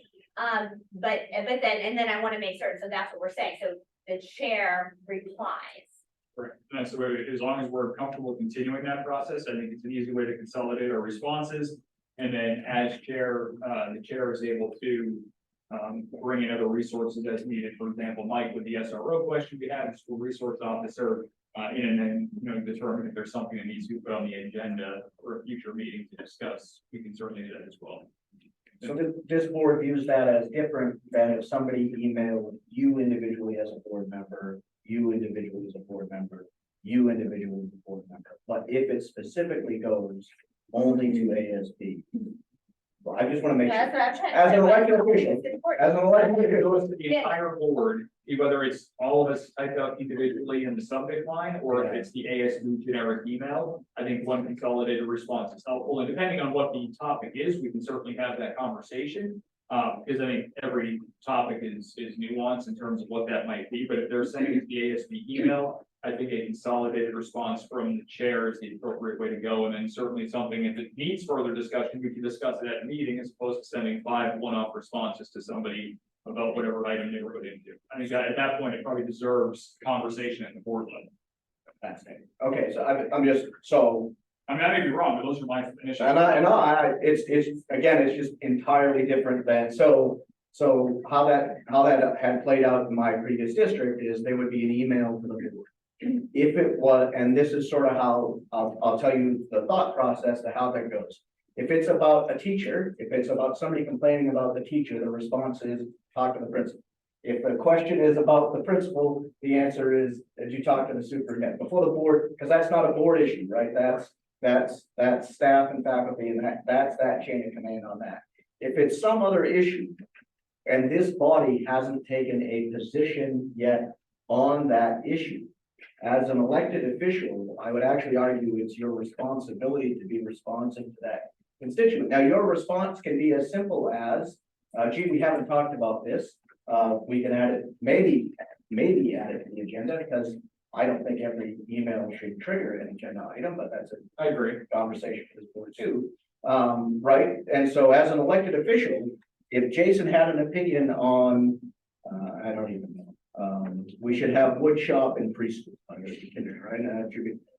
He may have, right, he may have an informed opinion on that he wants to let that constituent know, the board hasn't talked about this, but here's my personal position on this. Thank you very much. he can then respond as an individual elected official. And what used to happen in my old district was the member would then forward that email to the chair. So that the chair was aware of all of these things. FYI, this came in, because then it's your job and the superintendent to determine if any of that needs to be an agenda item based on that. And I think if they email you directly, I think that's fine. I think that, I think one of three things happens. Town person A emails Tim DeBurge directly, only person on the email chain. I would expect you to respond, and what your process there forwarding along is great, so that I'm aware of it, or the chair is aware of it. We can bring in the superintendent if needed. If the other scenarios really are, it's one or the other, they either email ASB@SAU39, or they lump all of us into the subject line. To me, that's the same intent, where they may not know that ASB exists, so they're just emailing everybody. And at that point, I think when it's an email to the board like that, I think one consolidated response and then further discussion in a meeting if necessary, further discussion with the superintendent. I think that's where I draw the difference to. I think you're right. If somebody emails you directly, I've done that in the past where they emailed me individually. I've had no problem responding and then passing it along if it's a question that needs to go to Mike or, come up for further discussion. But I think when it's everybody getting that email, one-off responses may somehow even violate quorum if we're all, still copied on that. But even if we're interacting with the taxpayer, but to me, that's the difference between an individual and then, sending it to everybody on the board or sending it to ASB. And so for me, because I can see both sides of it, and I can see what you're saying, but I guess for me, it's sort of gray if we're all on it and then one person responds and we may not all align on something. So my expectation for the chair would be, because to Tim's point, though, what if it's something we haven't taken up, right? So my expectation and what I've seen happen so far, but again, I think we're talking about it, so it's fair to, is that it's, if it's something that we haven't taken up, then we haven't taken this up as a board and, here are the steps that we're taking, right? Like, it tends to be pretty generic in that way, or we'll look more, into this or that type of thing. So I'm comfortable with that, mostly because I think when something comes to the board and we're, I think we just run the risk of confusing people if we, have all different thoughts on Well, that's why what the response should be. That's my concern. If it's one individual person on an email, No, it's tough. no, I think we're saying the same thing. If they, if somebody copies all of us on one email, then I think it's a response from the chair. We haven't talked about this. We'll discuss it at a future meeting, or we'll discuss to see if we want to put it on the agenda. But if they strictly email me or they strictly email Tim, then I think it's your responsibility as an elected official, or in this case, maybe an appointed official, but it's your responsibility to respond and then elevate that to the chair to determine if it needs to go for further discussion as a board. And then my concern above all is that the board is being seen as being responsible. So, Correct. so if the member, if the person that sent it to everyone feels that the email from the board saying, thank you very much, we're aware of it, so and so, and it's that short, if you will, or that, then that's fine. I'm just thinking back to some of the emails I used to get. That was never, for many constituents, that was never. And I think we can address that, where if it's not enough, then we know that it's probably not something we should discuss on the agenda. And I think at that point, that taxpayer has to respect the process. Sure. It's not appropriate for us to communicate via email. We're only there seeing it. Sure. It needs to be brought up in a discussion. So, I think again, if we get a secondary response, then I think, that tells us that there's probably more out there thinking along those same lines or with the same questions. So so I think this is what you meant, but I'm not entirely sure, is that on the SAU website, should be an Amherst School Board sub-site, We have a subsite. right? That you should be able to publish your update, like any statements the board wants. So like the update you gave about facilities, for example, would be a great short.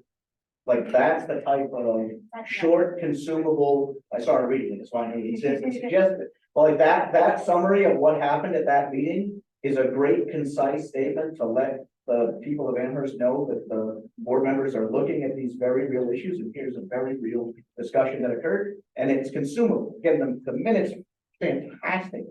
This is the second district I've been in that has unbelievable minutes and notes, but those shorter consumable statements and positions that can be on the board website that do differentiate between the board and the district, I think are important. And those are on the website now, or if you go to SU 39 and navigate to school boards, Amherst, there's a board communications folder. Got it. But the But navigation in this website. it's not great. Exactly. Okay. It looks like the back end of the website Yeah. you're operating in, but they are there. Okay. If we can find a better place to store them on the website, that's a deeper conversation, I think, for Ryan Miller and the IT team, but that is the intent at some point to upgrade. Or at least, I don't know if it's a focus now, but they're on there, we just gotta find a better place to put them. Got it.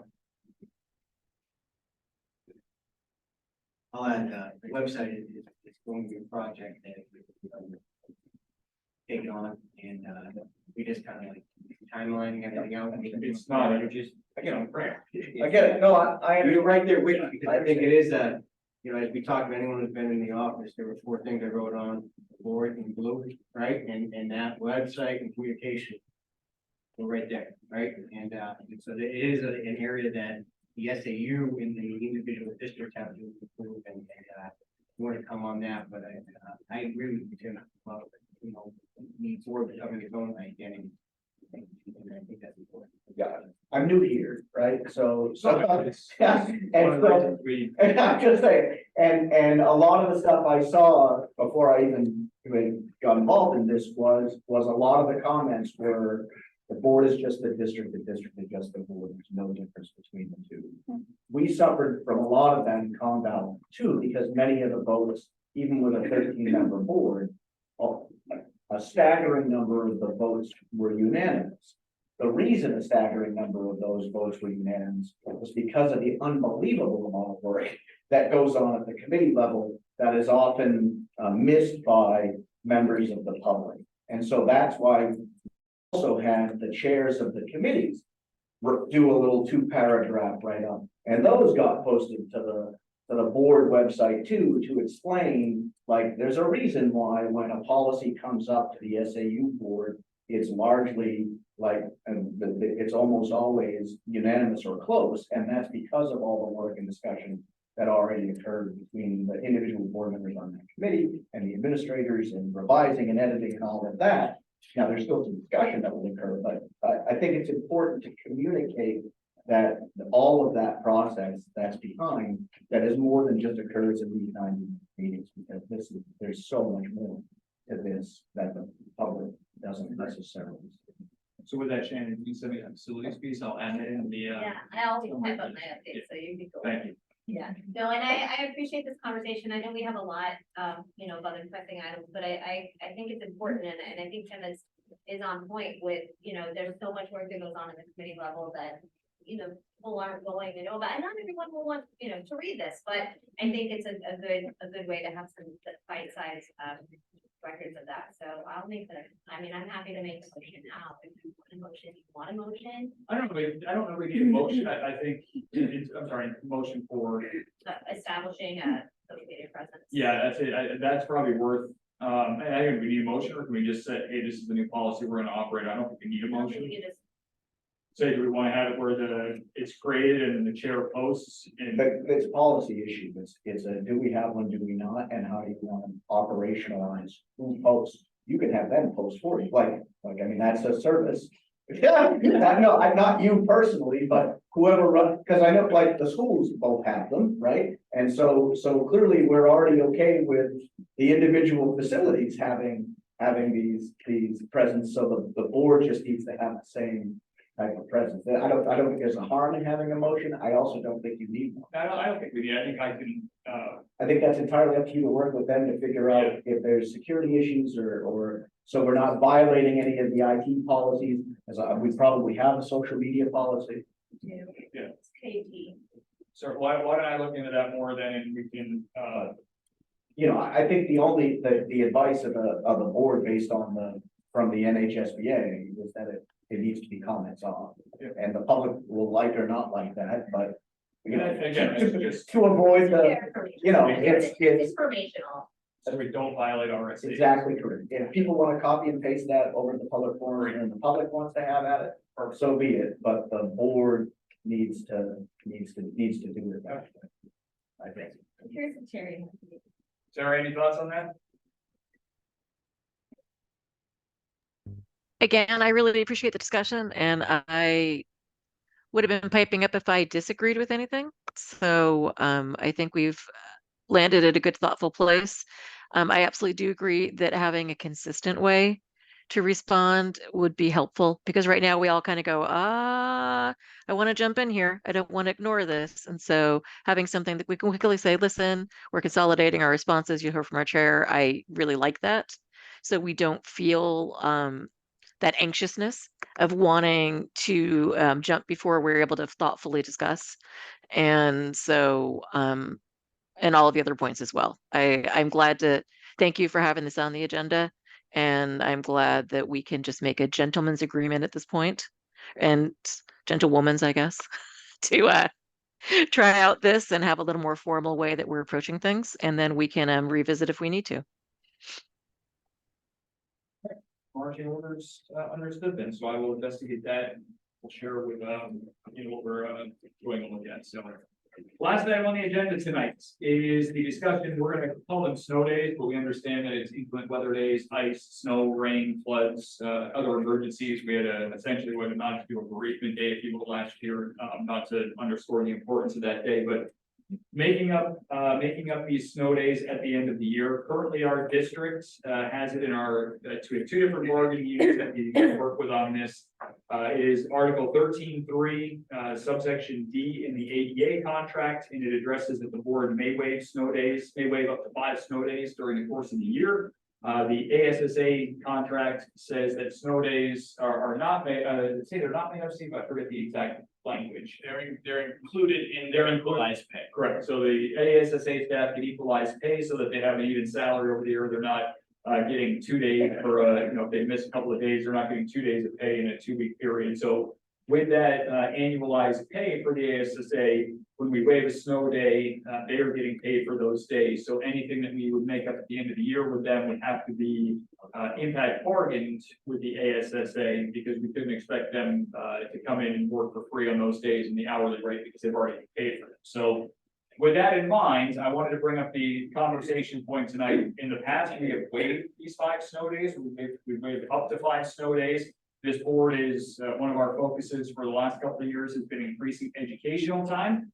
And 5 days of educational time is fairly valuable. So I want to get a gauge on this board's appetite to essentially enter into negotiations with ASSA and to go back to contract language for AEA. If we want to no longer, or at least we want to make sure it's an option to waive 5 snow days and it's not assumed that we will every single year up to 5 snow days at the end of the year, which essentially reduces our calendar from 175 days down to 170. When we waive those 5 snow days, anything beyond 5, we would make up to get back to that minimum 170. So I will take thoughts and comments from the board on further engaging this topic. Yes. Shane. I have a question. So, I know you said, we have 175 days. Correct. That's what our calendar is right now. What the hours are in that 175? Steve, you know off the top of your head? Let's see if it's in the contract. I'm sorry. It is not in the contract. I think you have the answer. It does No. have The middle school, high school, 990, 945 is elementary. 5 3/4 hours on instruction. So it's the 990. I think you should break it. But for the middle school, it would have to, right?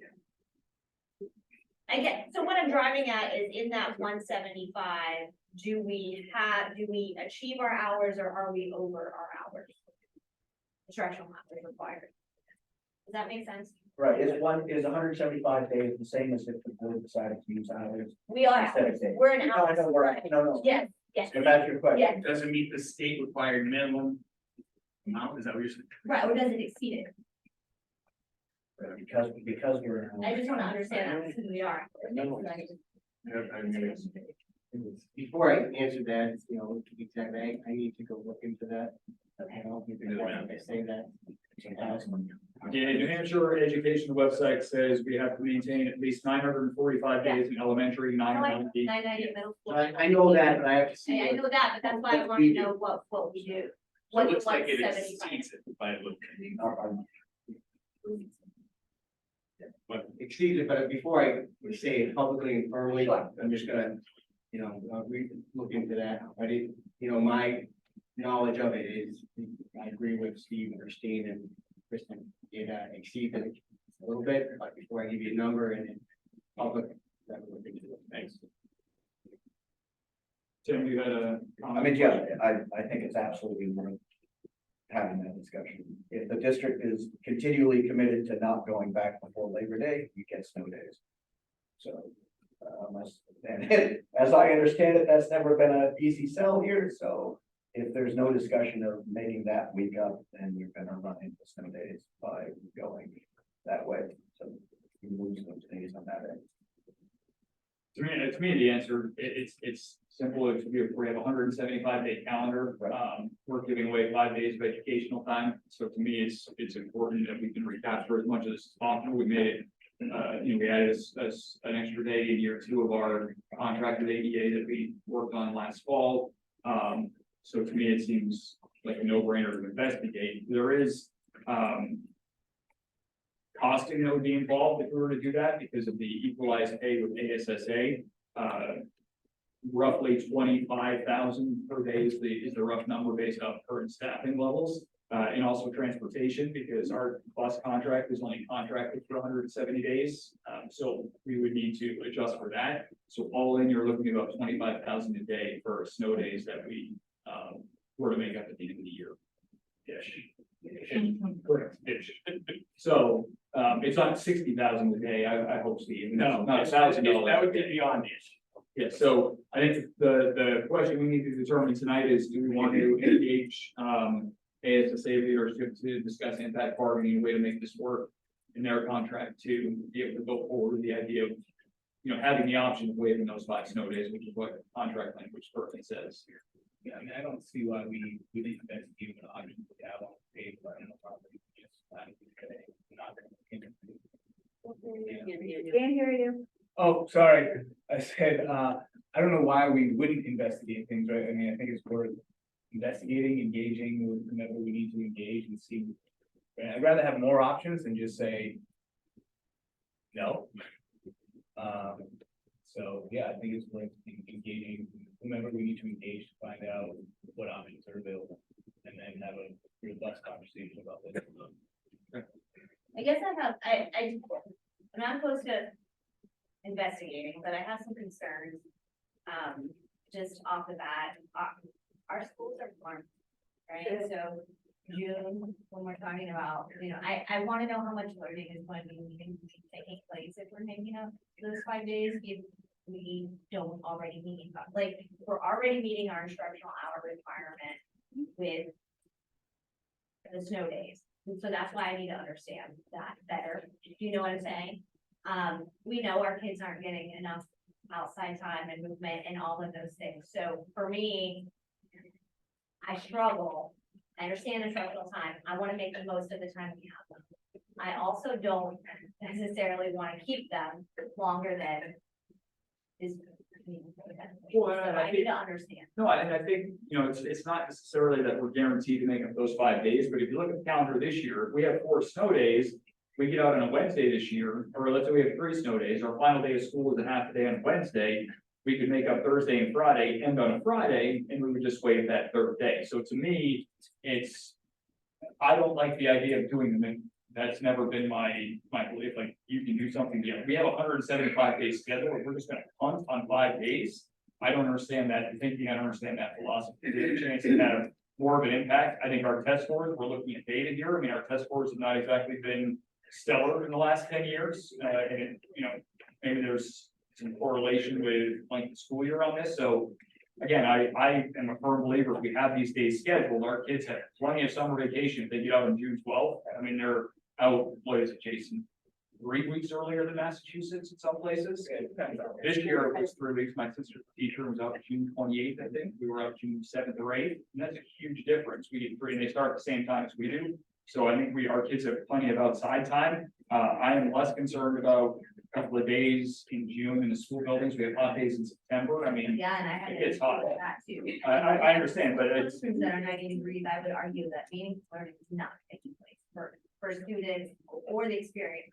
But on cold days in the room 60 is meaningful. I mean, we cancel every day that we have inclement weather. I mean, it's raining outside, it's making noise in the window. I can't focus. I mean, Again, I'm willing to explore it and I really want the flexibility part of it, but I'm letting you know my. And so I wanna understand, I'm not suggesting that we should only be offering the bare minimum. I wanna understand what we're actually offering right now, and it doesn't sound like it's there. But if we go to 170 days, it's 575. Yeah, we'll get the official numbers. I don't worry about it. We'll work on it. I apologize.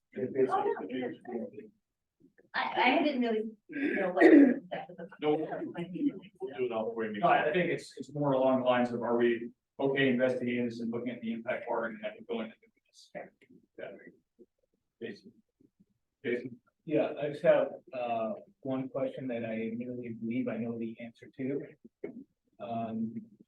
Given that we have multiple districts within the SAU 39, do we know what's going on with the other?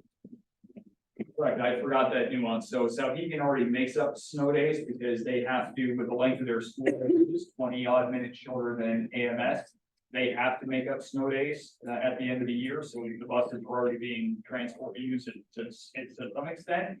And then Mount Vernon's board has already voted to approve waiving snow days, they're no longer waiving snow days, they're already going forward with that plan. The Mount Vernon Teachers Union has come back for further discussion on that, but the board did vote to no longer waive snow days in Mount Vernon. So we would be sticking with what Mount Vernon and Souhegan do. We would not be outliers in the district. In fact, we'd be the opposite. If we were not, we would continue with snow days, just as a comparison. So will we be cutting our school day by 30 minutes like some again?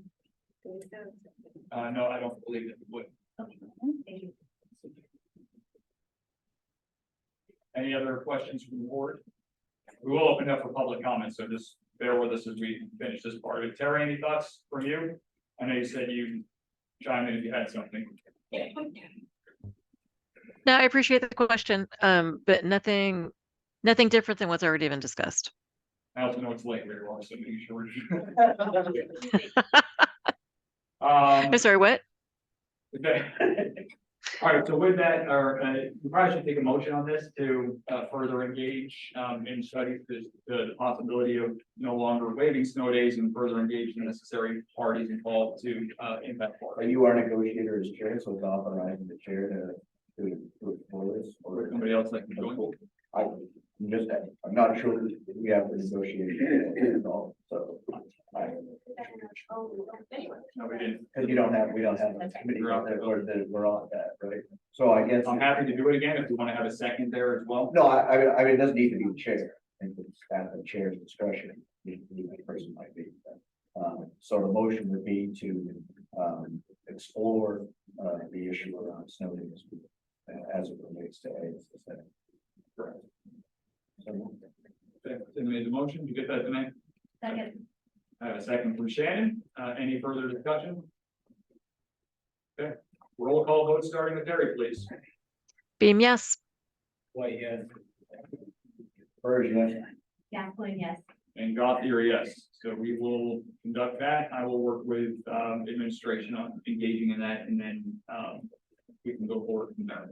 So, that was our last regular agenda item for this evening. So we will now go to our final public comment section. We will open it up for folks in person first, and then anybody that's online that'd like to join. If you're online, you know the drill by now. The instructions are there. Put your name in your avatar. Turn your camera on, say your name and town of residence, and then you'll have 3 minutes to speak after we promote you to a panelist. So with that, we'll open it up for in-person first.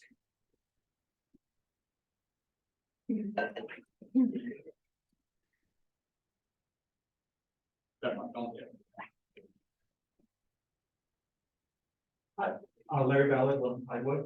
And with regards to the snow days, this is a topic that I am very familiar with. I was on the ADA team that negotiated the change from a days-based calendar to an hours-based calendar. That change took 2 years in 2012 and 2013, with days of work being a mandatory subject of bargaining. It is something that subsequent contracts we negotiated in 2015, 2016, 2017. In 2021, we looked at the potential of a change to the length of the school day in conjunction with the start time when it was determined to leave it alone. And then, of course, the most recent contract, which shows 2021 and 22 negotiations. With regard to the number of hours, it's something that was discussed extensively. The change to the hours-based calendar was a significant priority of the board in 2012 and 2013. And so when looking at options that are out there, the calendar, to the best of my knowledge and recollection, exceeds the minimum there by quite a bit. And also, if the goal is to look at exceeding the minimum, the board still has a mechanism, Amherst School Board has in the district do not, to return to the 180-day calendar at any point in time at the board's discretion. I'm familiar with that. I hope to co-author some of the language, and you'll find that in an appendix at the back of the calendar. That appendix was switched in the 2018-2021 contract, where the board was committed to retaining the hours-based calendar, 170 days, right? So the change was to add 20 hours, 20 minutes every single day.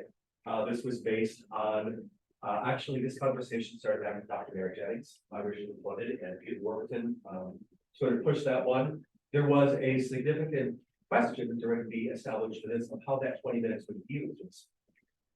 From my recollection, the association side, one of the sticking points about why we did not like the 20-minute one, and then the second year, 2013 negotiations, the administration put together an exceptional presentation on how this would be. The 20 minutes would all be used extensively in core time to allow 60 minutes of instruction in mathematics for Professor Thomas' recommendation, as well as 60-minute core times by all the elements. So that was sort of the goal, and there was a significant look at the impact on instructional time.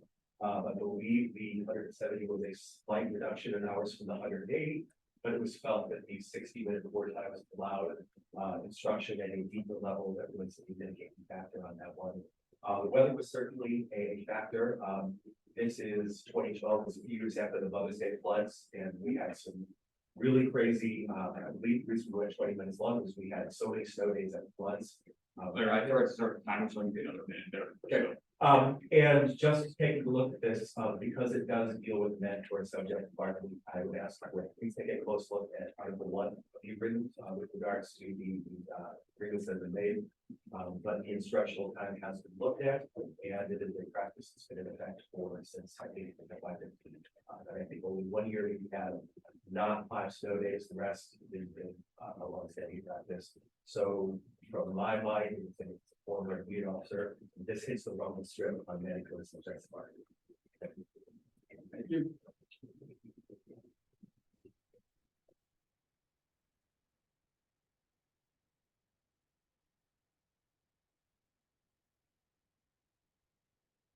Amy Henson, 12 Griffith Corner.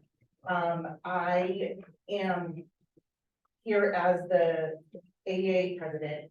I'm a little confused and a little bit discombobulated because we were invited to this meeting so we could be present and involved in the conversation. So all of that I have prepared includes Grant Dustin, who is not an Amherst resident.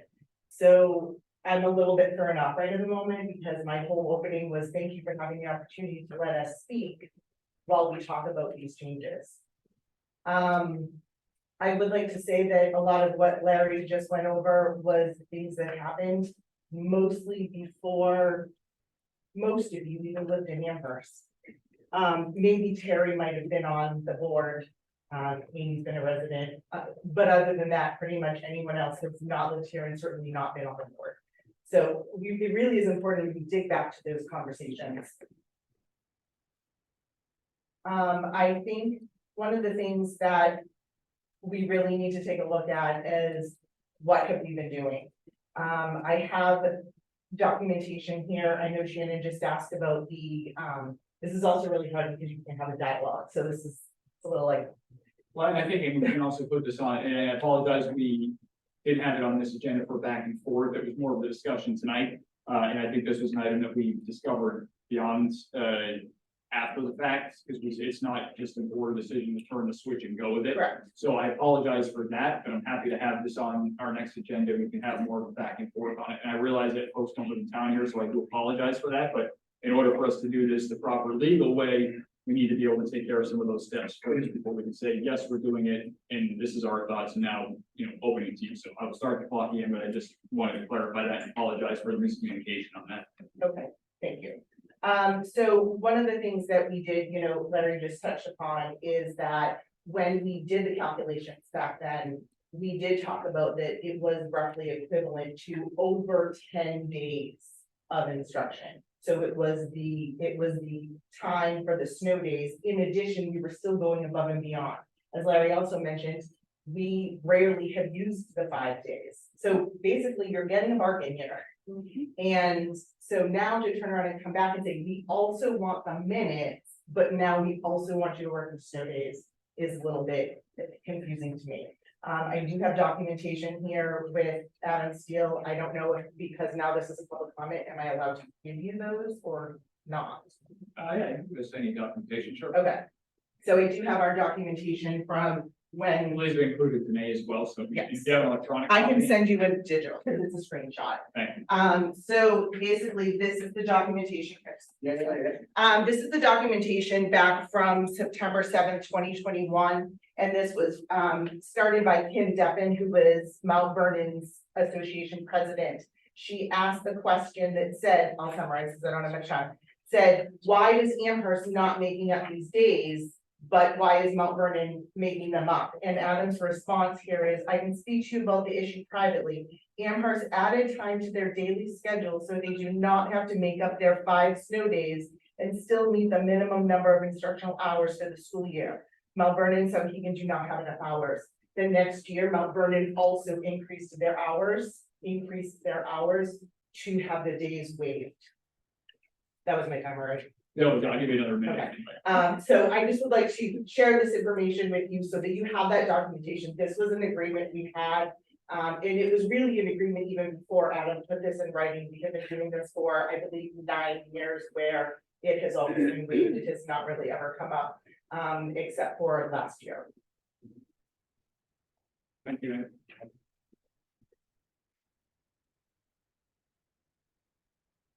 Any further comments tonight?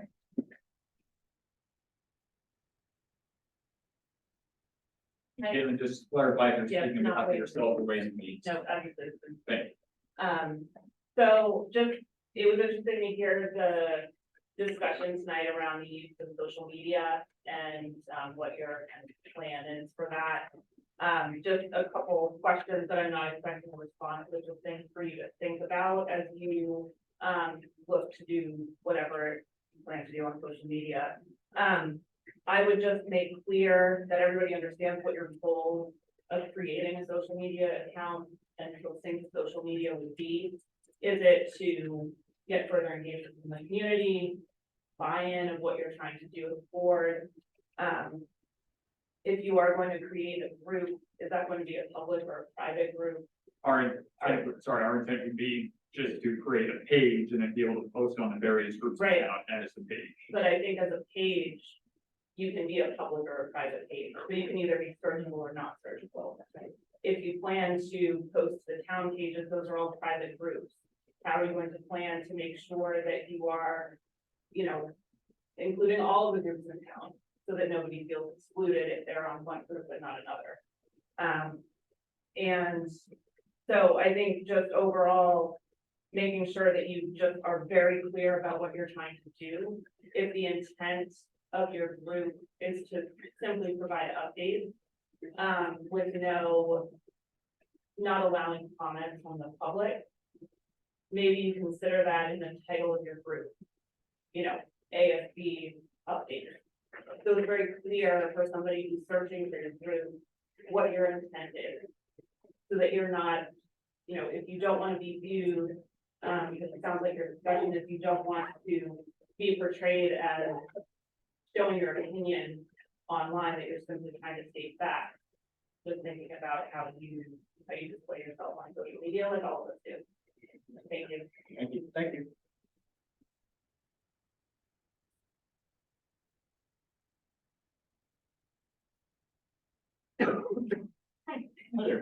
Nicola, Washco Road. I'm just here for ASSA, as president. How our snow days came was in that, and we are very specific in our contract. That when we went from days to hours, the support staff lost 2 weeks of pay. So that was Adam's way of giving back us a week. So I don't know how many of you know that, but that's really all I wanted to say. Thank you.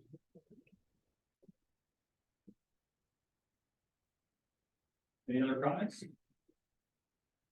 Steve, anybody online? Actually, People online, but no hands up, sir.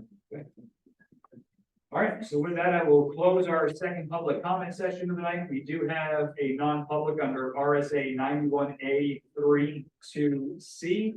So with that, I will take a motion to go into non-public tonight. I'll make a motion. to go into non-public. Motion by Jason, take a second. Second. Tim, roll call vote starting with Terry, please. Beam, yes. What, yeah, Converge, yeah. That's going, yes. Doppler, yes. We are in non-public at 7:50. Thank you for coming, everybody.